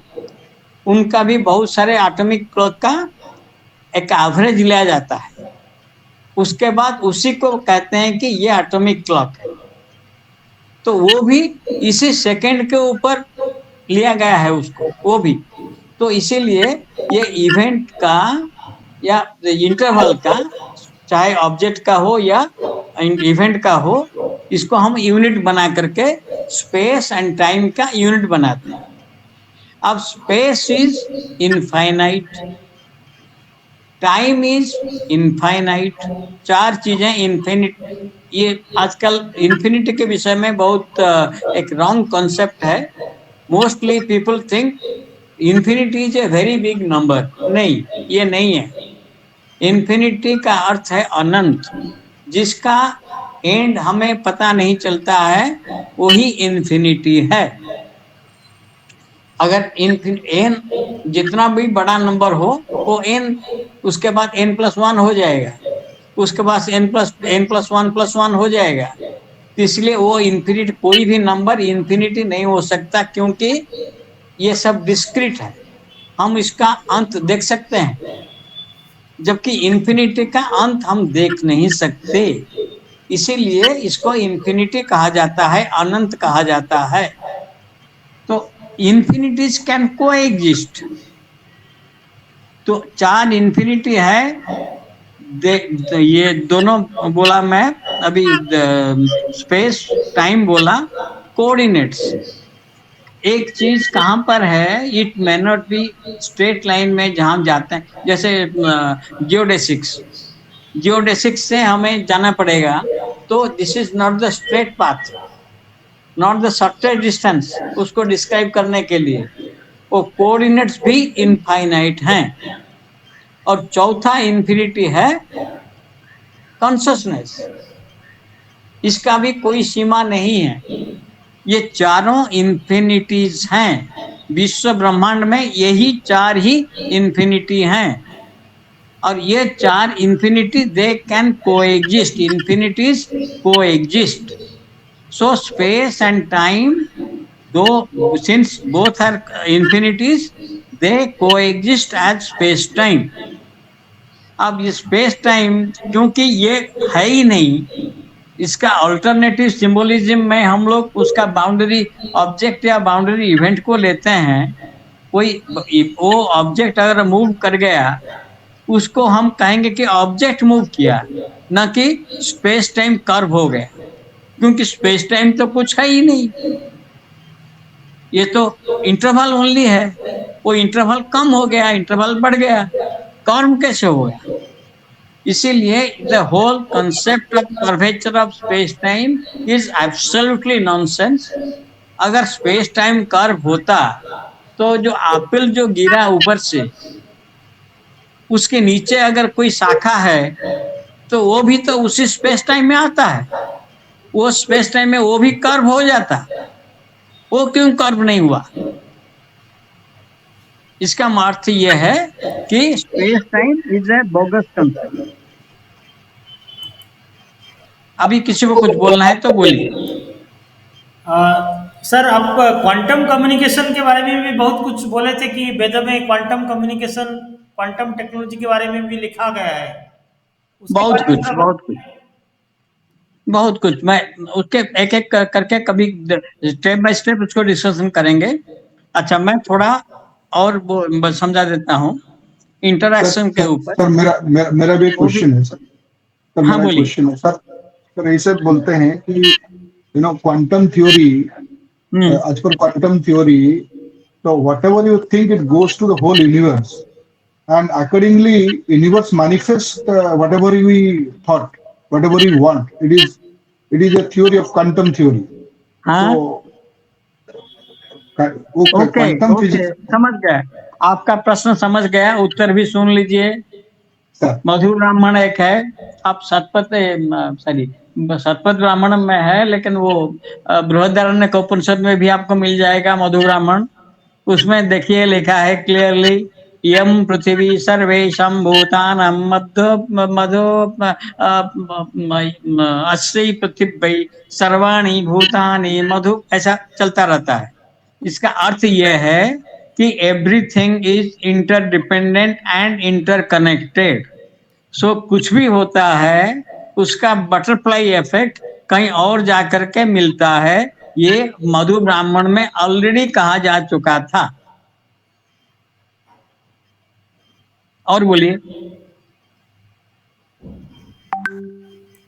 नहीं, हम एक्चुअली अभी जो साइंस पढ़ते हैं ना, क्वांटम कम्युनिकेशन, क्वांटम टेक्नोलॉजी, अभी क्वांटम सब एक एक करके बोलेंगे, एक एक करके बोलेंगे, एक एक करके बोलेंगे।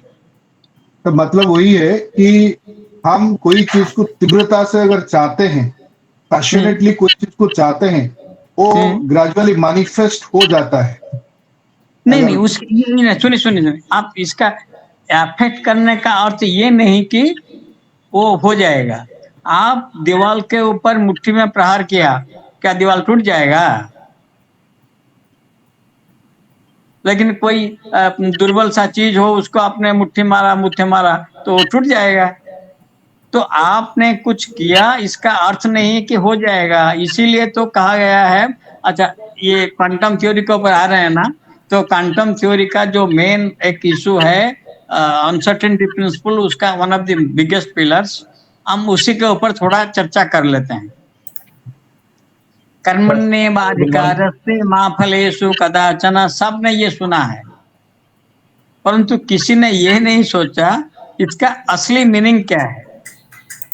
कर्मणि एव अधिकारस्ते, तुम्हारा कर्म के ऊपर अधिकार है। मां फलेषु कदाचन, कर्म के सब कहते हैं कि भाई कर्म करो, फल की आशा मत रखो, गलत है। अरे फल की आशा नहीं रखोगे तो तुम कर्म करोगे ही क्यों? कर्म करोगे ही नहीं। तो इसीलिए इसका अर्थ है, तुम देखिए एक एग्जांपल दे रहा हूं। आप कुछ दूध लेने के लिए बाजार में गए, पैसे लेकर के गए, दूध जिसमें लाएंगे एक पात्र ले गए, उसके आपके साथ चले गए, टाइमली गए। अब ये अर्थ नहीं है कि आप दूध लेके ही आएंगे, रास्ते में कुछ भी हो सकता है। आप जब जा रहे हैं, रास्ते में अचानक एक्सीडेंट हो गया, आप जा नहीं सकते आगे, वापस आ गए। रास्ते में आपका पॉकेट मार हो गया, पैसा छिन गया, खरीद नहीं पाएंगे, वापस आ गए। आज दूध वाला आया ही नहीं, बैठा ही नहीं, वापस आ गए। कुछ भी हो सकता है। आप तैयार करके अपने तरफ से सब कुछ तैयार कर लिया, लेकिन ये जरूरी नहीं है कि आप तैयार कर लिया मतलब वो होगा ही होगा। ये दूसरे फैक्टर हो सकते हैं which is beyond your control and even beyond your knowledge maybe that affects the outcome। ये हो सकता है। अगर ये हो गया तो your preparation, all your preparation will not fructify as you want, maybe partially, maybe हो जाएगा, maybe नहीं होगा। So uncertainty is inherent in nature। आप चाहे कहीं भी जाएं, कुछ भी देखें, uncertainty is inherent in nature. आप ये किया तो वो हो जाएगा, ऐसे बात नहीं है। There are factors beyond your control which में अफेक्ट द आउटकम। तो यही है हमारा अनसर्टेनिटी प्रिंसिपल। अब आते हैं अनसर्टेनिटी इक्वेशन के ऊपर। इन्होंने कहा कि वो इक्वेशन ही भूल है, टोटली भूल है। मैं सब प्रमाण कर दूंगा अभी। वो क्या कहते हैं, if you multiply mass position with momentum that will show you the uncertainty. ये गलत है, क्योंकि what is position? Position is a fixed point with reference to one origin where the momentum is zero, and momentum is with reference to the same origin। अलग origin होने से तो नहीं होगा, तो same origin से जहां पर पोजीशन एक फिक्स्ड पॉइंट है, मोमेंटम जीरो, वहां पर momentum is a mobile coordinate whose position is zero. अब आप दोनों को मल्टीप्लाई करेंगे, one of the two factors will always be zero. If there is position there will be zero momentum, if there is momentum there will be zero position. If you multiply both result will be zero. इसका अर्थ no uncertainty, तो which is not correct. So uncertainty equation is totally mathematically incorrect.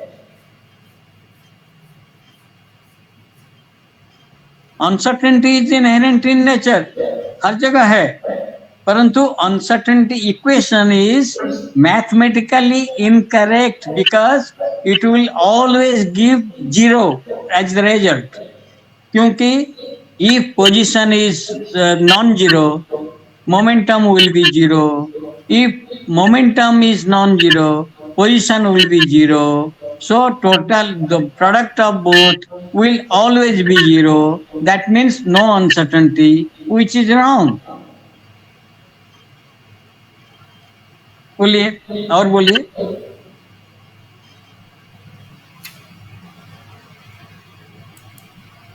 अच्छा, quantum chromodynamics के ऊपर किसका दखल है? Colour charge वगैरह, कलर चार्ज ग्लून। आप क्वांटम थ्योरी के बारे में सुनना चाहते थे ना? That is the toughest branch of quantum theory. कोई अगर जानते हैं तो उसके ऊपर भी मैं चर्चा कर सकता हूँ। तो क्वांटम फील्ड थ्योरी के ऊपर भी चर्चा कर सकते हैं। आप थोड़ा बेसिक रेफरेंस दीजिए, बेसिक में क्या क्या उसके बारे में। सारा दोनों दोनों क्वांटम फील्ड थ्योरी और क्वांटम क्रोमोडायनामिक्स दोनों के ऊपर वैदिक रेफरेंस से ही मैं उसको काउंटर करूंगा। It is a wrong interpretation of the right observation. Quantum theory is a wrong interpretation of right observation. जैसे कि uncertainty, uncertainty is inherent in nature, परंतु इक्वेशन गलत है। वैसे ही colour charge is correct. There are 3 coloured charges, अजम एकम लोहित शुक्ल कृष्णम बहि प्रजासृजमाना स्वरूपा। ये है कलर चार्ज का हमारा वैदिक रेफरेंस। हाँ? और वो जो 8 ग्लून होता है, ये वैसे ये जो रेड ब्लू ग्रीन तीनों कहते हैं कलर चार्ज, वो साइंटिफिक नहीं है। हमारा जो लोहित शुक्ल कृष्णा कहा गया है वो साइंटिफिक है, आई कैन प्रूव इट। और उसके बाद ये उन्होंने जो उसका दोनों का एंटी कलर कहा है, वैसे ही हम लोगों का भी उसे ही माना गया है। उससे ये हर एक का दो हो गया। ये वो 8 ग्लूअन कहते हैं, लेकिन उसके लिए क्यों 8 ग्लूअन है क्वांटम कलर को क्रोमोडायनामिक्स में, उसका कोई सेटिस्फैक्टरी एक्सप्लेनेशन नहीं है।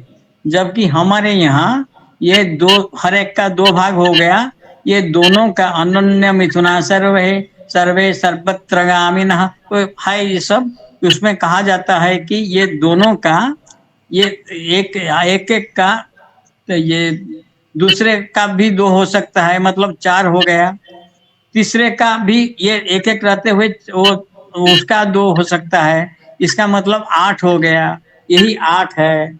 8 ग्लूअन जो है उसका तो उल्टा सीधा नाम दिया है, उसका अनसाइंटिफिक दिया है क्वांटम क्रोमोडायनामिक्स में। जबकि है अग्निश्च जात वेदाश्च सहोजा अजिरा प्रभु वैश्वानर नर्यापाश्च पंक्ति राधाश्च सप्तम विसर्पी इति अष्टम अग्निनाम एतेष्टौ वशभक्षिता। पूरा डिटेल दिया है। ये सब जो लोग इसके ऊपर जानते हैं उन्हीं के साथ डिस्कशन करने में मजा आएगा। नहीं तो मैं क्या कहूँ कर रहा हूँ, ठीक है या गलत है, कोई समझेगा नहीं। तो उससे ये प्रॉपर चर्चा नहीं होगा। आप लोग सुन के चले जाएंगे। जो जानते हैं वही अगर मुझसे चर्चा करेंगे तब आपको सुनने में भी मजा आएगा। नहीं, हम अच्छा, एक अंत में बोलिए। हम एक्चुअली ये चाहते हैं कि अभी जैसे न्यू टेक्नोलॉजी के बारे में जब हम डिस्कशन करते हैं तो हम कभी भी रेफर नहीं करते हैं कि वेद में ये लिखा गया है, वेद में ये है। ये साइंस सब्जेक्ट में भी नहीं पढ़ाया जाता है। नहीं, तो ये क्या, सुनिए सुनिए, वैशेषिक जिसके ऊपर से मैं अभी जिसके बेसिस पर मैं ये बातचीत कर रहा हूँ, श्री जगन्नाथ संस्कृत यूनिवर्सिटी में उसका एक ब्रांच था, उसको उठा दिया इन लोगों ने। तिरुपति में ये ब्रांच है ही नहीं। तिरुपति वैदिक यूनिवर्सिटी में ये ब्रांच है ही नहीं। ये लोग आजकल पढ़ाते नहीं है, ये सब उल्टा सीधा चर्वण करते हैं। ये लोग समझते ही नहीं है। मैं एक एग्जाम्पल दे रहा हूँ, एक एग्जाम्पल दे रहा हूँ पार्टिकल फिजिक्स से। नहीं, अच्छा, आप स्टैंडर्ड मॉडल में जाएं। सर मैं एक्चुअली ये चाहता हूँ अभी government of India quantum communications के लिए 5000 करोड़ का एक फंड किया है, only for quantum research. Correct correct. Quantum subject में और वेद में इतना कुछ लिखा गया है तो वो रिसर्च का परिसर में आना चाहिए, क्योंकि कोई नहीं कर। सुनिए, यू विल बी सरप्राइज। एक वेद का जो ग्रामर है वो उसको कहते हैं प्रातिसाक्ष्य। हर एक वेद का एक एक अलग अलग प्रातिसाक्ष्य है। एक तैत्तिरीय संहिता का एक तैत्तिरीय प्रातिसाक्ष्य है। ये 2017 में रामानुजाचार्य का जो सहस्राब्दी पालन किया जा रहा था, Indian council of philosophical research Tirupati में एक आयोजन किया था, एक आलोचना चक्र आयोजन किए थे जिसमें मुझे इनवाइट किया गया था। तो मैं जब गया था, मैं वहां पर एक पेपर दिया था। उसमें ये सब लिखा था, लेकिन कोई तो देखा नहीं। अच्छा, उसमें ये वहां पर एक आदमी से मैं मिला, एक संस्कृत पंडित थे, वो माइक्रोसॉफ्ट में काम करते थे। Microsoft has hired him along with a technical team to translate the Taittiriya Pratisakya to help them in programming। लेकिन हमारे यहाँ तो अरे वो तो छोड़ो छोड़ो, वो सब पुरानी चीजें, Sanskrit is a dead language, यही कहते हैं, तो क्या करेंगे। अब तो बताया ना, वैशेषिक था वो जगन्नाथ यूनिवर्सिटी में, लेकिन इसको उठा दिया। जिसके ऊपर मैं अभी सब कुछ बोल रहा हूँ, जो विज्ञान है हमारा, उसको उठा दिया इन लोगों ने, वो डिपार्टमेंट को। और उसका कारण भी जानते हैं, उनका वाइस चांसलर को एक बार मैंने बोला था, आप इसके ऊपर एक आलोचना चक्र करो, तो वो राजी हो गए थे। परंतु वैशेषिक का जो प्रोफेसर था, वो जानते नहीं थे। वो सोचे कि भाई मेरा तो एक्सपोजर हो जाएगा कि मैं कुछ जानता नहीं हूँ, इसीलिए उन्होंने अपोज करके रोक दिया। और जब उनके रिटायर होते होते ये डिपार्टमेंट को क्लोज करने का आयोजन करके चले गए। Now that department is close. Actually doctor बीवी के शास्त्री साहब भी हैं। शास्त्री साहब नमस्कार। आप कुछ बोलना चाहते हैं शास्त्री साहब?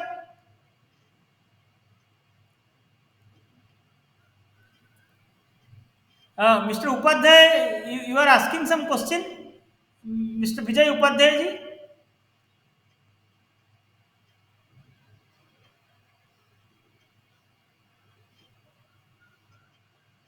वो शायद ठीक है। अच्छा, तो अभी सुनिए इसके ऊपर, तो इसमें आप जो पॉइंट उठा रहे हैं, उसके बाद दो उसके ऊपर मेरा कुछ कहना है। वो ये है कि देखिए, एक अंधा और लंगड़ा का कहानी हम सबने सुना है। एक अंधा था, एक लंगड़ा था। तो अंधा हट्टा कट्टा था और लंगड़ा कहीं जा नहीं सकता था, इसीलिए अंधा लंगड़े को कंधे पे उठा करके हर जगह ले जाता था। दोनों का काम आराम से चल जाता था। अब दोनों एक बार झगड़ा करके अलग हो गए। अब अंधा का ना काम चलता है, वो जहां जाता है टकरा जाता है, और लंगड़ा कहीं जा नहीं पाता। साइंस और टेक्नोलॉजी, साइंस तो जो हो क्या हो गया, विशिष्ट ज्ञान, किसी पदार्थ के विषय में विशिष्ट विशेष ज्ञान को हम विज्ञान कहते हैं, साइंस कहते हैं। परंतु साइंस लंगड़ा है, अपने से कहीं जा नहीं सकता। क्यों? वो तो हमारे मन में है। इसके ऊपर अलग से, क्योंकि टाइम आज नहीं होगा, तो इसलिए मैं ज्यादा नहीं बोल रहा हूँ। लेकिन विज्ञान जो है, वो जो हमारे मन में है, वही विज्ञान है।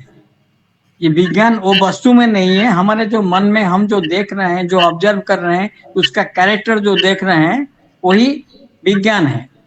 अब इसीलिए उसका चरित्र को हम देख रहे हैं, तो उसका जो प्रयोग है उसको चारित्र्य कहते हैं। मतलब टेक्नोलॉजी जो है, टेक्नोलॉजी को चारित्र्य कहते हैं। तो टेक्नोलॉजी अंधा है, विज्ञान लंगड़ा है। दोनों एक दूसरे के साथ रहेंगे तभी आगे बढ़ पाएंगे, सब कुछ काम करेंगे। आजकल लंगड़ा विज्ञान मर रहा है, कोई उसको देख नहीं रहे, जबकि टेक्नोलॉजी भाग रहा है। अंधा टेक्नोलॉजी भाग रहा है, जिसके लिए हमें इतना प्रदूषण वगैरह सब देख रहे हैं, हम उसका बैड इफेक्ट देख रहे हैं हम लोग। तो अनफॉर्चुनेट पार्टी, जब भी किसी को कोई मुझसे बात करता है कि मैं बोलता हूँ कि विज्ञान मर रहा है, बोला रहे छोड़, ये जो भी देख रहे हो तुम सब विज्ञान है, जो कपड़ा तुम पहना है वो भी विज्ञान है। अरे ये विज्ञान नहीं है, ये टेक्नोलॉजी है। वो लोग टेक्नोलॉजी को विज्ञान नाम दे करके आगे बढ़ा रहे हैं, और इसी के ऊपर ट्रिलियंस ऑफ मनी, रुपीस और मनी, डॉलर्स खर्चा हो रहा है। लेकिन कोई समझ नहीं पा रहा है कि ये टेक्नोलॉजी को साइंस का नाम दे करके बढ़ा रहे हैं। टेक्नोलॉजी अंधा है, और विज्ञान जो लंगड़ा है वो मर रहा है, उसकी तरफ किसी का नजर नहीं जा रहा है। आज से 100 वर्ष के भीतर पीछे जाएंगे, 100 वर्ष के भीतर कोई भी साइंटिफिक डेवलपमेंट नहीं हुआ, जो भी हुआ टेक्नोलॉजिकल डेवलपमेंट हुआ, बहुत टेक्नोलॉजिकल डेवलपमेंट हुआ। अब जैसे कि ये मान लीजिए कि एक्सपेंडिंग यूनिवर्स, ये हबल लॉ से शुरू करके, फ्राइडमैन इक्वेशन से शुरू करके, उसका मॉडल से शुरू करके, gravity rotation, Galaxy rotation curve से शुरू करके, जो डार्क एनर्जी, डार्क मैटर, ये सबको मैं 2 मिनट में उड़ा दूंगा। मैथमेटिकली रॉन्ग है, ये मैं प्रमाण कर दूंगा, लेकिन कोई नहीं सुनेगा, सब भाग रहे हैं, क्योंकि पैसा वहां पर है ना, उसी नाम से उनको पैसा मिलता है ना।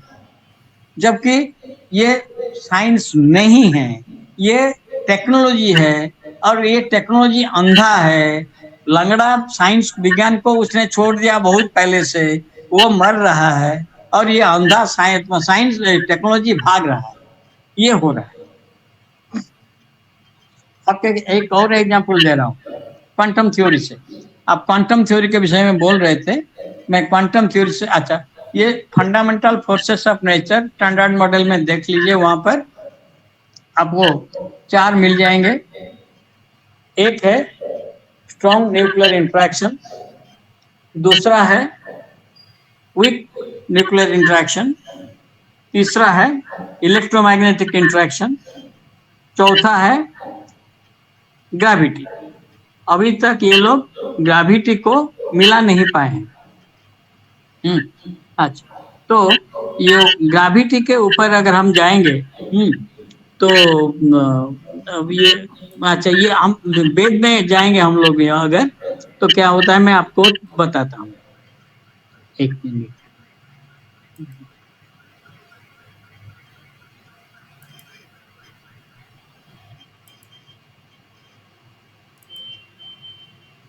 हाँ, सर्वविधा जाम संबंध। अच्छा, ये क्या है, ये मैं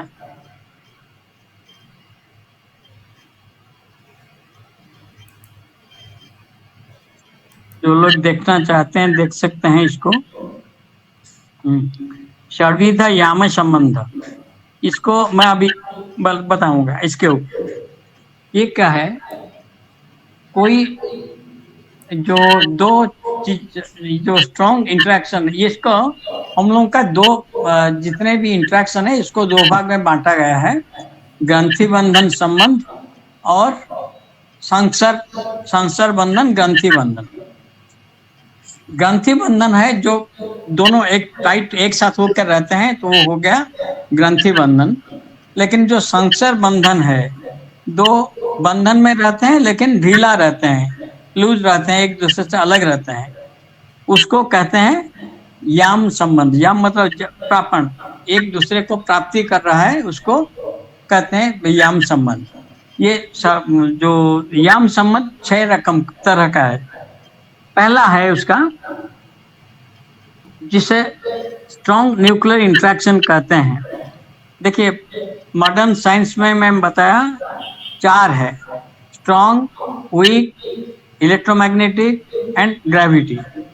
इलेक्ट्रोमैग्नेटिक और वीक इंटरेक्शन को मिला करके इलेक्ट्रोवीक इंटरेक्शन ये लोग कर रहे हैं, लेकिन ये ठीक नहीं है, ये दोनों अलग अलग है। इनफैक्ट ये 3 है। मैं एक एक करके बताता हूँ वैदिक थ्योरी से। आत्मस्फुट, ये जो संबंध है, वी स्ट्रॉन्ग जो है आत्मस्फुट, क्योंकि ये बिटवीन क्वार्क्स, स्ट्रॉन्ग इंटरेक्शन होता है बिटवीन क्वार्क्स। ये जो बिटवीन, ये क्वार्क चेंज होने से बिटवीन न्यूट्रॉन्स एंड प्रोटॉन्स ये संबंध होता है। इसको क्योंकि ये न्यूक्लियर के भीतर होता है, इसीलिए इसको आत्मस्फुट कहते हैं, हृदय संबंध कहते हैं। ये सहचर संबंध निबंधना, एक साथ रहते हैं दोनों। अच्छा, स्वरूप, इससे स्वरूप प्राप्ति होता है। जैसे स्वरूप प्राप्ति कैसे, जैसे आटम जो है, ये जितना प्रोटॉन होता है, उसी प्रोटॉन के बेसिस पर उसका जो पीरियोडिक टेबल में उसका पोजीशन होता है, एलिमेंट कहा जाता है, और उसी एलिमेंट्स के बेसिस पर उसका कैरेक्टरिस्टिक होता है और उसी को मॉलिक्यूल में भी वही कैरेक्टरिस्टिक रहता है। तो इसीलिए जैसे उसका स्वरूप से, किसी वस्तु का जो स्वरूप है, मान लीजिए कोई गुलाब है, उसका जो लाल रंग है वो कहाँ से आया? इसी स्ट्रॉन्ग इंट्रैक्शन से आया। हमारे वेद में यद पिंडे तद ब्रह्मांडे, क्वांटम का कोई अलग रूल नहीं होता। जो रूल क्वांटम में है, विश्व ब्रह्मांड में वही रूल है, लेकिन कोरिलेशन करना पड़ेगा। ये जो 2013 में एक नोबेल लॉरेट आए थे कलकत्ता, तो वो इसी के ऊपर भाषण दे रहे थे। वो उस टाइम वो बोले थे, लेगेट, सर लेगेट आए थे कलकत्ता, तो बोल रहे थे कि ये क्वांटम और मैक्रो वर्ल्ड और माइक्रो वर्ल्ड, इसका कोरिलेशन के ऊपर रिसर्च चल रहा है। It will take 100 years। तो तुरंत उसी मीटिंग पर, मैंने घनश्याम बिरला सभागार में हो रहा था मीटिंग, वहां पर तुरंत मैंने उनको चैलेंज किया, I can give you the correlation right now. और उनको मैं लिख करके भी दिया था वहां पर। उसके बाद वो चले जाने के बाद उनको ईमेल भी भेजा था मैं कि दीज आर द कोरिलेशंस, लेकिन कोई सुनता नहीं है। अच्छा, तो ये जैसे किसी गुलाब का जो लाल रंग है वो स्ट्रॉन्ग इंटरेक्शन से ही है, क्योंकि ये स्वरूप प्राप्ति, स्वरूप हम का लक्षण देता है। दूसरा, उनका वीक इंट्रैक्शन जिसे कहते हैं, उसका हम लोग दो तरफ से, वो लोग भी मानते हैं बीटा डीके और अल्फा डीके, ये दोनों को वो लोग मिला लेते हैं, जबकि हम इसको अलग मानते हैं। क्योंकि बीटा डीके तो बाहर से होता है, इलेक्ट्रॉन ऑर्बिट से। एक बीटा पार्टिकल मतलब इलेक्ट्रॉन, वो निकल करके कहीं और चला जाता है, कहीं और मिल जाता है। जबकि अल्फा डीके भीतर से, न्यूक्लियस से एक अल्फा पार्टिकल मतलब 2 प्रोटॉन वो निकल के चले आते हैं। तो इसीलिए हम उसको अलग मानते हैं। तो बहिरंतःस्थलस्पर्शी, वही मतलब ये जो इलेक्ट्रॉन ऑर्बिट में रहता है इलेक्ट्रॉन, ये जब किसी दूसरे आटम के पास चला जाता है, बहिरंतःस्थलस्पर्शी ये जब होता है, उसको बहिर्याम संबंध कहते हैं हम लोग बीटा डीके को। ये कैसे होता है? जैसे अच्छा, तो ये हो गया। तो ये हो गया, जैसे मान लीजिए हम दूसरा कपड़ा पहन लिए, हाँ, एक कपड़े पहने थे, उसको छोड़ के दूसरा कपड़े पहन लिए। वैसे ही एक बीटा पार्टिकल एक आटम के साथ था, वो उसको छोड़ के दूसरे आटम के पास दूसरे आटम के पास चला गया, वहां पर वो आयन से मिल गया। तो ये जैसे ये कपड़ा मैंने छोड़ा और दूसरे ने पहन लिया, वैसे ही। अच्छा, तीसरा, बहिर्याम में, लेकिन और दूसरा भी हो सकता है जिसका, जैसे बस कोई कपड़ा है, सफेद कपड़ा है, हम उसको लाल रंग में मर दिए, वो पहले नहीं था, अब आ गया। वैसे ही एक आयन था, उसके पास एक इलेक्ट्रॉन चला आया कहीं और से, तो बीटा डीके हो गया यहाँ से, और वहाँ ऑब्जर्वेशन हो गया, हाँ, इलेक्ट्रॉन कैप्चरिंग हो गया। तो इसी को कहते हैं बहिर्याम संबंध। अच्छा, जो तीसरा जो है इलेक्ट्रोमैग्नेटिक संबंध है, तो इसमें इसको उपयाम कहते हैं। उपयाम संबंध जो कहते हैं इसको, जैसे मान लीजिए कोई कहीं पर डेंसिटी ज्यादा है, इलेक्ट्रॉन का डेंसिटी ज्यादा है, तो जहां डेंसिटी कम है वो इलेक्ट्रिक फ्लो वहीं उसी दिशा में बह जाएगा, एक जगह से दूसरे जगह ट्रांसपोर्ट हो जाएगा। तो ये जब हो जाएगा, उसमें उपाश्रित, ये क्या है? उप आश्रित, ये उपाश्रित है। एक जगह जहाँ घनत्व ज्यादा है वहां से जहाँ घनत्व कम है वहां चला जाएगा।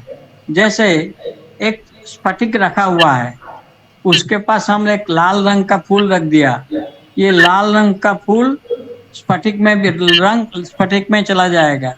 उसको हटा के हम कई कोई नीला रंग का फूल रख दिया, नीला रंग स्फटिक में चला जाएगा। ये सब रंग उपाश्रित है। ये ऐसे ही है, हम जिसको हम लोग कहते हैं इलेक्ट्रोमैग्नेटिक इंटरेक्शन। चौथा है ग्रेविटी। ग्रेविटी को हम लोग वेद में ऊर्जाम संबंध कहा गया है। ये है क्या, ऊर्ध्व नीर्ध्व प्रतिस्पर्धी योग। ये जब दो इक्वल एंड ऑपोजिट, याद कीजिए न्यूटन का इक्वेशन जब मैं बोला था कि इक्वेशन के दोनों तरफ दोनों इक्वल है, दोनों फोर्स इक्वल है। वही जो दो इक्वल एंड अपोजिट फोर्स अपने एक दूसरे को हटाने की कोशिश कर रहे हैं। जैसे हमारा ये अपना मैग्नेटोस्फीयर में दिखता है, या कोई ग्रह सूर्य के साथ सूर्य खींचना चाहता है जबकि ये ग्रह चला जाना चाहता है, तो दोनों उनके कॉमन बैरी सेंटर के चारों ओर घूमते हैं, धक्का देते हुए एक दूसरे को।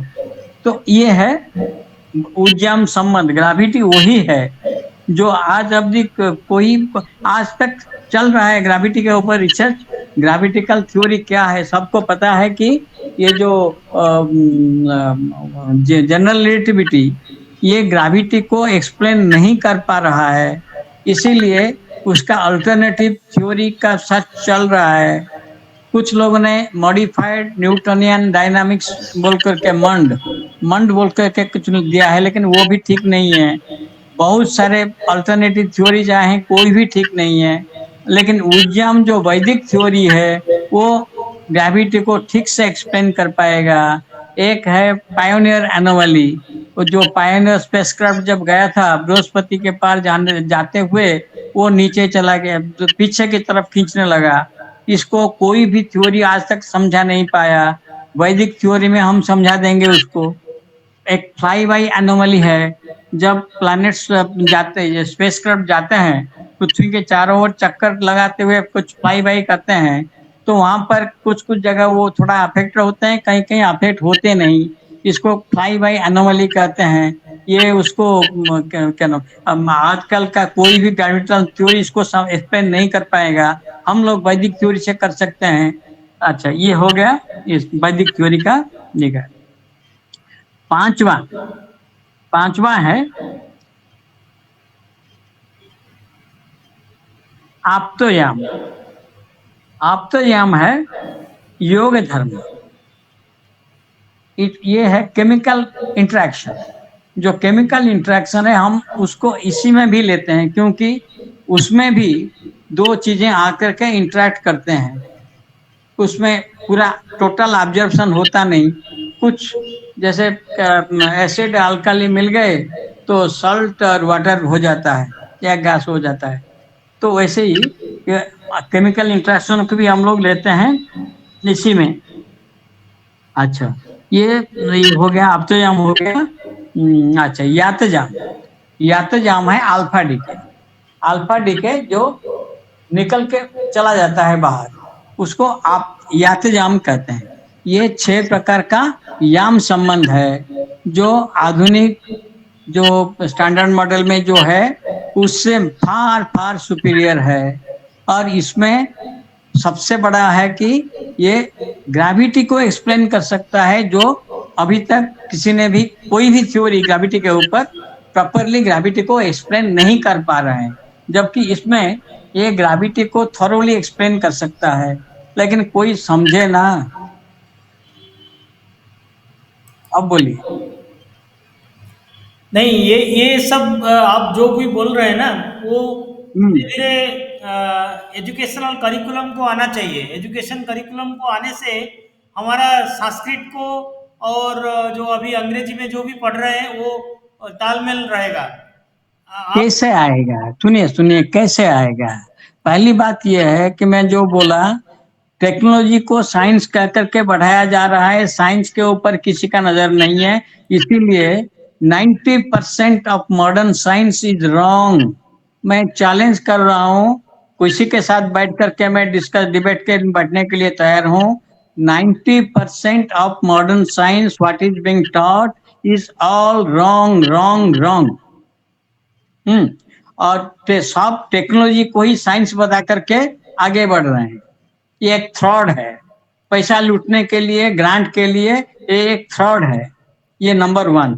नंबर 2, अभी जब ये जगन्नाथ यूनिवर्सिटी में पिछले 19 तारीख को मैं बोल रहा था, ये जो अभी मैं बोला, ये आता जामो गृहीतोषि एक वेद में बहुत जगह मिलता है। मैं उनका जो एकेडमिक काउंसिल का चेयरमैन है, वो वेद पढ़ाते हैं।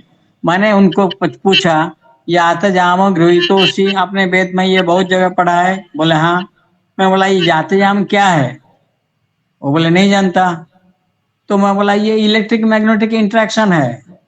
तब उन्होंने बोले भाई हम तो ये नहीं जानते, इसलिए हम अगर हम जानते होते तो ये जरूर पढ़ाते। लेकिन कैसे जानेंगे?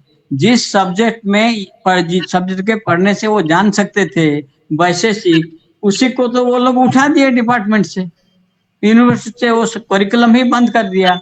तो जानेंगे कैसे? तिरुपति वैदिक विश्वविद्यालय है, उसमें ये है ही नहीं, वैशेषिक है ही नहीं, तो जानेंगे कैसे? और आज एक चीज मैं बोल रहा हूँ साहब, आज के दुनिया में अकेले मेरे सिवाय दूसरा कोई नहीं जो ये कहता है जिस दिन मैं मर जाऊंगा, मेरा ज्यादा दिन लाइफ नहीं है, जिस दिन मैं मर जाऊंगा दुनिया भर में मेरे साथ ये लुप्त हो जाएगा, दूसरा ये कहने वाला कोई नहीं मिलेगा और कोई सीखने के लिए तैयार नहीं है इसको। नहीं, आप एक्चुअली बहुत कुछ मैं देखा, बहुत कुछ लिखे हैं ई व्यास में। अभी वो चीज को सिंप्लीफाई करके एजुकेशन और ये सबके साथ मिलाना पड़ेगा, जबकि धीरे धीरे उसको आगे लेना पड़ेगा। माने आप जो भी बोल रहे हैं और जो भी आपने रिसर्च किया है उसको सिंप्लीफाई करके एजुकेशन और जो साइंस है, हाँ हाँ सुनिए, ठीक है। इसी के लिए मैंने अभी कुछ लोग मुझे बोले थे, एक स्वामी जी हैं जो गुरुकुल सिस्टम में बनाना चाहते हैं, कुछ परिवर्तन करना चाहते हैं। एक दूसरा जय देव कंथोला जी, देवेंद्र कंथोला जी, वो मेरे पास आए थे अभी 2-3 दिन पहले, सॉरी 4-5 दिन पहले आए थे। तो वो चाहते हैं भी कोई नया करिकुलम करना, वो एनवायरमेंटल फ्रेंडली सस्टेनेबल डेवलपमेंट के ऊपर वो काम कर रहे हैं। तो वो आए थे इसी के ऊपर चर्चा करने के लिए मेरे साथ। तो 2-1 आदमी आगे आए हैं, उनके लिए मैंने एक अलग से करिकुलम बना करके दिया भी है। हाँ, अभी सबके सामने लाऊंगा वो करिकुलम जो दिया उनको मैंने। लेकिन कोई और भी आगे उनके पीछे आना चाहिए ना। जब तक सरकार का हाथ नहीं रहेगा इसके पीछे, तो सरकार ने तो ये कर दिया, परंतु सरकार को क्या मालूम है कि हमारे विज्ञान ये सब है। ये जो न्यूटन का लॉ हूबहू वर्ड बाय वर्ड हमारे शास्त्रों में है, ये क्या किसी को पता था आज तक? रिलेटिविटी डिस्कशन हुआ है हमारे शास्त्रों में, ये किसको पता था आज तक? नहीं, अभी आप क्वांटम थ्योरी, क्वांटम क्वांटम के थ्योरी बारे में इतना कुछ लिखा गया है, वो तो किसी को पता नहीं है। अगर वो पता होता तो बहुत लोग क्वांटम थ्योरी का अभी जो आईआईटी में और बाकी जगह में रिसर्च चल रहा है, जो अभी क्वांटम का सेंटर बनाया पता, मैं जानता हूँ, लेकिन इसके ऊपर कोई भी चर्चा नहीं कर रहा है। वो लोग जो जा रहे हैं वो क्या कर रहे हैं, विज्ञान, वो बेसिकली विज्ञान के स्टूडेंट्स हैं। तो विज्ञान में देखा कहीं पर वेद पढ़े, कहीं पर दिख गया क्या रे ये तो यहाँ पर ये लिखा है, तो बोल दिया कि अरे ये तो हमारे वेद में है, यहाँ पर है, ये है। जैसे एक एग्जांपल दे रहा हूं मैं आपको, स्ट्रिंग थ्योरी। आजकल क्वांटम थ्योरी का एक बहुत बड़ा ब्रांच है वो स्ट्रिंग थ्योरी। स्ट्रिंग ये थोड़ा बोलना चाहिए मुझे, ये मैं बोलना भूल गया था। स्ट्रिंग थ्योरी में उनका 26 डायमेंशन है। 26 डायमेंशन जो उसका जो रिफाइनमेंट है, एडवांसमेंट, एम थ्योरी कहते हैं। एम थ्योरी में उसको 26 को 11 में ला दिया, 10 या 11, अच्छा 10 स्पेस डायमेंशन, 11 एक टाइम डायमेंशन। अच्छा, कुछ लोग टाइम का भी डायमेंशन अलग से निकालते हैं। अच्छा, विदाउट डिफाइनिंग स्पेस और टाइम। अच्छा, ये कहां से आया? आपको ताज्जुब हो जाएगा। छांदोग्य उपनिषद में एक जगह लिखा है, वायुर्वै गौतम तत्सूत्रम। इसी को देखते हुए आपको पता है, ये जो जब एटम बम का पहले विस्फोरण हुआ था अमेरिका में, जब आविष्कार हुआ था, जो तो जब वो दूर से देख रहे थे, आपको नेट में भी मिल जाएगा, जब उन्होंने एटम बम का विस्फोरण देखा, उनके मुंह से निकला कालो हम लोकख्य कृत्रवृद्ध। संस्कृत में कालो हम लोकख्य कृत्रवृद्ध, ये उनके मुंह से निकाला। एटम बम को देखते हुए, विस्फोरण देखते हुए पहले उनके मुंह से ये निकला था। मतलब वो भी संस्कृत जानते थे। ये जो पीरियोडिक टेबल में जो वैकेंट था, वो भी पहले क्या दिए थे? सिलिकॉन। जहां उसका नेक्स्ट वर्ड मिला नहीं, उनको लिख दिए एक सिलिकॉन, 3 सिलिकॉन, ऐसे ही 1 2 3, ये सब पीरियोडिक टेबल में यूज किए थे उन्होंने, मेंडलीफ ने। तो ये वो भी संस्कृत जानते थे, सारे संस्कृत जानते हैं। लेकिन हमारे यहाँ के लोग संस्कृत का वो तो पुराने पंडितों का काम है। वो कोई बोल रहा कि अरे पंडित तो सबको ठगने के लिए सब बनाए हैं, जितना यहाँ खराब है वो सब पंडितों के लिए है, ये तो बोल देंगे। होगा कैसे? और जब तक कोई मिनिस्टर के पास ना पहुंचे, भाई इसके ऊपर काम करो, असली चीज यहाँ पर है, ये देखो, इसके ऊपर काम करो। एक टीम देखो, मैं मरने वाला हूँ, ज्यादा दिन नहीं बचूंगा, तो मैं अकेला कुछ नहीं कर सकता। एक टीम अगर इसके ऊपर काम करे, I can be there in the advisory role, इनको मैं बता सकता हूँ। लेकिन वो टीम कौन फॉर्म करेगा? अच्छा, ये जो बता रहा था, ये डायमेंशन के ऊपर सुनिए। आज से 1885 में एक नॉवेल लिखा गया था, उसका नाम था फ्लैटलैंड्स, नेट में मिल जाएगा। वो उसका कहानी ये था कि there was a land of circles. वहां पर एक दिन एक 3 डायमेंशनल स्फीयर चला गया, तो वहां काफी हंगामा हो गया। तो उसी के ऊपर वो नॉवेल था। जब आइंस्टाइन ने सबको बुद्धू बना के अपना थ्योरी प्रोड्यूस किया, उसका मैं mathematically I can prove Einstein wrong, mathematically I can prove him wrong, his tensor is not mythologically consistent, hence it is not mathematical, I can prove tensor mathematically wrong. अच्छा, तो ये जो हुआ, तो Einstein का थ्योरी को कुछ लोगों ने, किसी ने बोला अरे इसको अगर हम एक एक्स्ट्रा डायमेंशन ले लें, 4th डायमेंशन, उन्होंने टाइम को ले लिया, तो ये बोले कि एक 5th डायमेंशन ले लेंगे तो उसका इक्वेशन सॉल्व हो जाएगा। आइंस्टाइन बोले बढ़िया है, तो उन्होंने मान लिया। और उसके बाद से सब लोग आइंस्टाइन का एक्स्ट्रा डायमेंशन खोज चल पड़ा। जो जैसे मैं बोला nth डायमेंशन तक चले गए लोग। लेकिन ये एक्स्ट्रा डायमेंशन है क्या? Number 1। Number 2, whether time is a dimension. Number 3, ये एक्स्ट्रा डायमेंशन है कहाँ? कोई कहता है ये इतने छोटे हैं कर्व्ड इन, तो दिखता नहीं है। कोई कहता है कि ये इतने बड़े हैं तो दिखते नहीं है। भाई जब दिखते नहीं है तो इसका क्या प्रमाण है कि दे रियली एग्जिस्ट? आज से नियरली मोर देन 110 ईयर्स हो गया, मोर देन 110 ईयर्स हो गया, लेकिन कोई भी नहीं जानता कि ये एक्स्ट्रा डायमेंशन है कहाँ, या तो डायमेंशन भी क्या है। इसी के ऊपर मैं तो काफी लोगों को क्वेश्चन करता हूँ, कोई नहीं बोल सकते। इसके ऊपर मेरा एक पेपर मैंने लिखा था, वो ये फाउंडेशनल क्वेश्चन इंस्टीट्यूट अमेरिका का, उनका एक ऐसे में मैं लिखा था, मेरा पब्लिश हुआ था 4-5 साल पहले। अच्छा, तो उसमें मैं लिखा था फिजिकल मैथमेटिक्स, आजकल सब मैथमेटिकल फील्ड्स के ऊपर जा रहे हैं सब लोग। मैं बोला था कि it is wrong, it should be physical mathematics.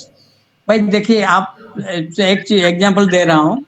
आपके पास 6 लाख रुपया है, सॉरी, एक मारुति कार आपने देखने गए तो 6 लाख रुपया है मिलेगा। आप आपके पास 1 लाख रुपया है। आप अगर कहेंगे भाई मेरे पास तो 1 लाख रुपया है, मुझे इस कार का 1/6 दे दो, ये क्या फिजिकली संभव है? Mathematically 1/6 of A car is possible, but physically it is meaningless. वैसे ही बहुत सारे चीजें हैं जो फिजिकली मीनिंगलेस है, लेकिन मैथमेटिकली हम कहते हैं कि ये ठीक है। तो मैं नहीं मानता कि ये मैथमेटिकली भी ठीक है, मैं उसको भी भूल प्रमाण कर सकता हूँ, लेकिन फिर भी कम से कम मैथमेटिकली उसको अगर ठीक भी कहेंगे तो physically it is not there, non existent. तो इसके वैसे ही ये डायमेंशन के ऊपर हम चलते हैं तो what is a dimension? Dimension उस जैसे मास के बारे में बोला, उस वस्तु से भिन्न कुछ नहीं है, इट इज ओनली भांति सिद्ध। डायमेंशन इसीलिए 3 है क्योंकि हम लोग इलेक्ट्रोमैग्नेटिक इंटरेक्शन से ही देखते हैं।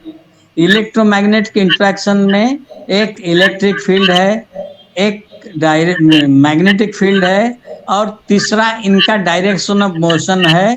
ये तीनों म्यूचुअली परपेंडिकुलर हैं, इसीलिए हम जो वस्तु को देखते हैं उसका spread in these 3 mutually perpendicular direction जो है, इसको हम डायमेंशन कहते हैं। विश्वकर्मा ने कहा विस्तारस्य तथैवार्थ आयमेन प्रकाशितः तथारोह समुच्छ्रायो पर्याय वाचिनौ मतौ। क्या इसका मतलब क्या हो गया? Spread in A given direction that retains ये जो लंबाई, चौड़ाई और हाइट, ये तीनों, that retains the form invariant under mutual transformation. अगर लंबाई को हम पलटा दें कि चौड़ाई हो जाए या ऊंचाई हो जाए तो वो उस वस्तु का फॉर्म में कोई परिवर्तन नहीं होगा, तो उसी को हम लोग डायमेंशन कहते हैं। तो उसी को वही 3 ही है, इससे तीनों में से कि कोई हम 1 डायमेंशन 2 डायमेंशन कर नहीं सकते। जैसे इलेक्ट्रोमैग्नेटिक में हम लोग इलेक्ट्रिकल फील्ड, मैग्नेटिक फील्ड और डायरेक्शन ऑफ मोशन इसको अलग नहीं कर सकते, वैसे ही हम ये 3 डायमेंशन को अलग नहीं कर सकते। इसीलिए 3 डायमेंशन चाहे किसमें भी हो, चाहे कौन सा कितना कम हो, छोटा हो जाए, लेकिन लेंथ में अगर स्ट्रेट लाइन है उसमें हाइट एंड विड्थ दोनों इनफाइनेटिवली स्मॉल, लेकिन ये नहीं कि नहीं जीरो है, ये नॉन जीरो, इनफाइनेटली स्मॉल है, लेकिन जीरो नॉन जीरो है, जीरो नहीं है, वो भी 3 डायमेंशनल है। अच्छा, तो केवल हम जब चले जाते हैं परिमांडल्य मतलब क्वार्क के पास, उसका डायमेंशन नहीं होता, क्वार्क के पास डायमेंशन नहीं होता, क्योंकि ये अब नहीं होगा उसका। ये मेसन का भी है जो द्वाणु कहते हैं, ये दोनों के पास डायमेंशन नहीं होता, बाकी सबके पास 3 डायमेंशन है। अच्छा, ये दोनों के पास 1-2 डायमेंशन है, इसीलिए ये दिखते नहीं है। जो डायमेंशन 3 से कम होगा तो हमें नहीं दिखेगा, और 3 से ज्यादा हो ही नहीं सकता। टाइम के पास इसका कोई लक्षण नहीं है, इसलिए time can not B A direction. Time को 4th डायमेंशन जो कहते हैं वो गलत कहते हैं। They can't prove it, I can prove them wrong. Any discussion में मैं आई कैन प्रूव देम रॉन्ग। अच्छा, अब मजे की बात यह है 110 साल के बाद भी जो आइडिया एक नोवेल से आया था, वो 110 साल के बाद भी कोई साइंटिस्ट ये एक्स्ट्रा डायमेंशन को छोड़ने के लिए तैयार नहीं है। यही दिखाता है कि कैसे science is dying, how science is based on fiction. आजकल जो साइंस कहते हैं it is all based on fiction, it is not based on it doesn't correspond to reality. Modern science doesn't correspond to reality. Modern science is based on fiction. और ये जो string theory है, जब कुछ नहीं मिल रहा था, उन्होंने देखा अरे वायुर्वे गौतम तत् सूत्रम, अरे सूत्र है, स्ट्रिंग है, तो ये सब कुछ स्ट्रिंग है. यही सब आ गए, फिर इसी के ऊपर थ्योरी बन गया. और वो अभी कहीं तक पहुंच नहीं पा रहे हैं, स्ट्रिंग दिखता नहीं है. जैसे एक्स्ट्रा डायमेंशन है ही नहीं, लेकिन 110 साल से सारे इसी को फॉलो कर रहे हैं, इसीलिए साइंस को मार रहे हैं. लंगड़े साइंस को एक एक लात मार के जा रहे हैं आगे. वैसे ही ये टेक्नोलॉजी को फॉलो कर रहे हैं साइंस के नाम से, वैसे ही विज्ञान को सब ठुकरा रहे हैं. कोई स्ट्रिंग नहीं है, वो स्ट्रिंग का अर्थ कुछ अलग है. ये जो बाइंडिंग एनर्जी कहते हैं, उसका भी अर्थ कुछ अलग है. उसका छोड़िए, 2 घंटा हो गया है, तो आज का समय खत्म होने जा रहा है, इसलिए मैं यहीं पर रुकता हूँ. कहीं अब और आलोचना करना हो, कहीं दूसरे दिन बैठेंगे, किसी निर्दिष्ट विषय पर आलोचना करेंगे. आज मैं एक ओवरव्यू दे दिया कि वेद में क्या क्या है, इसका एक ओवरव्यू दे दिया.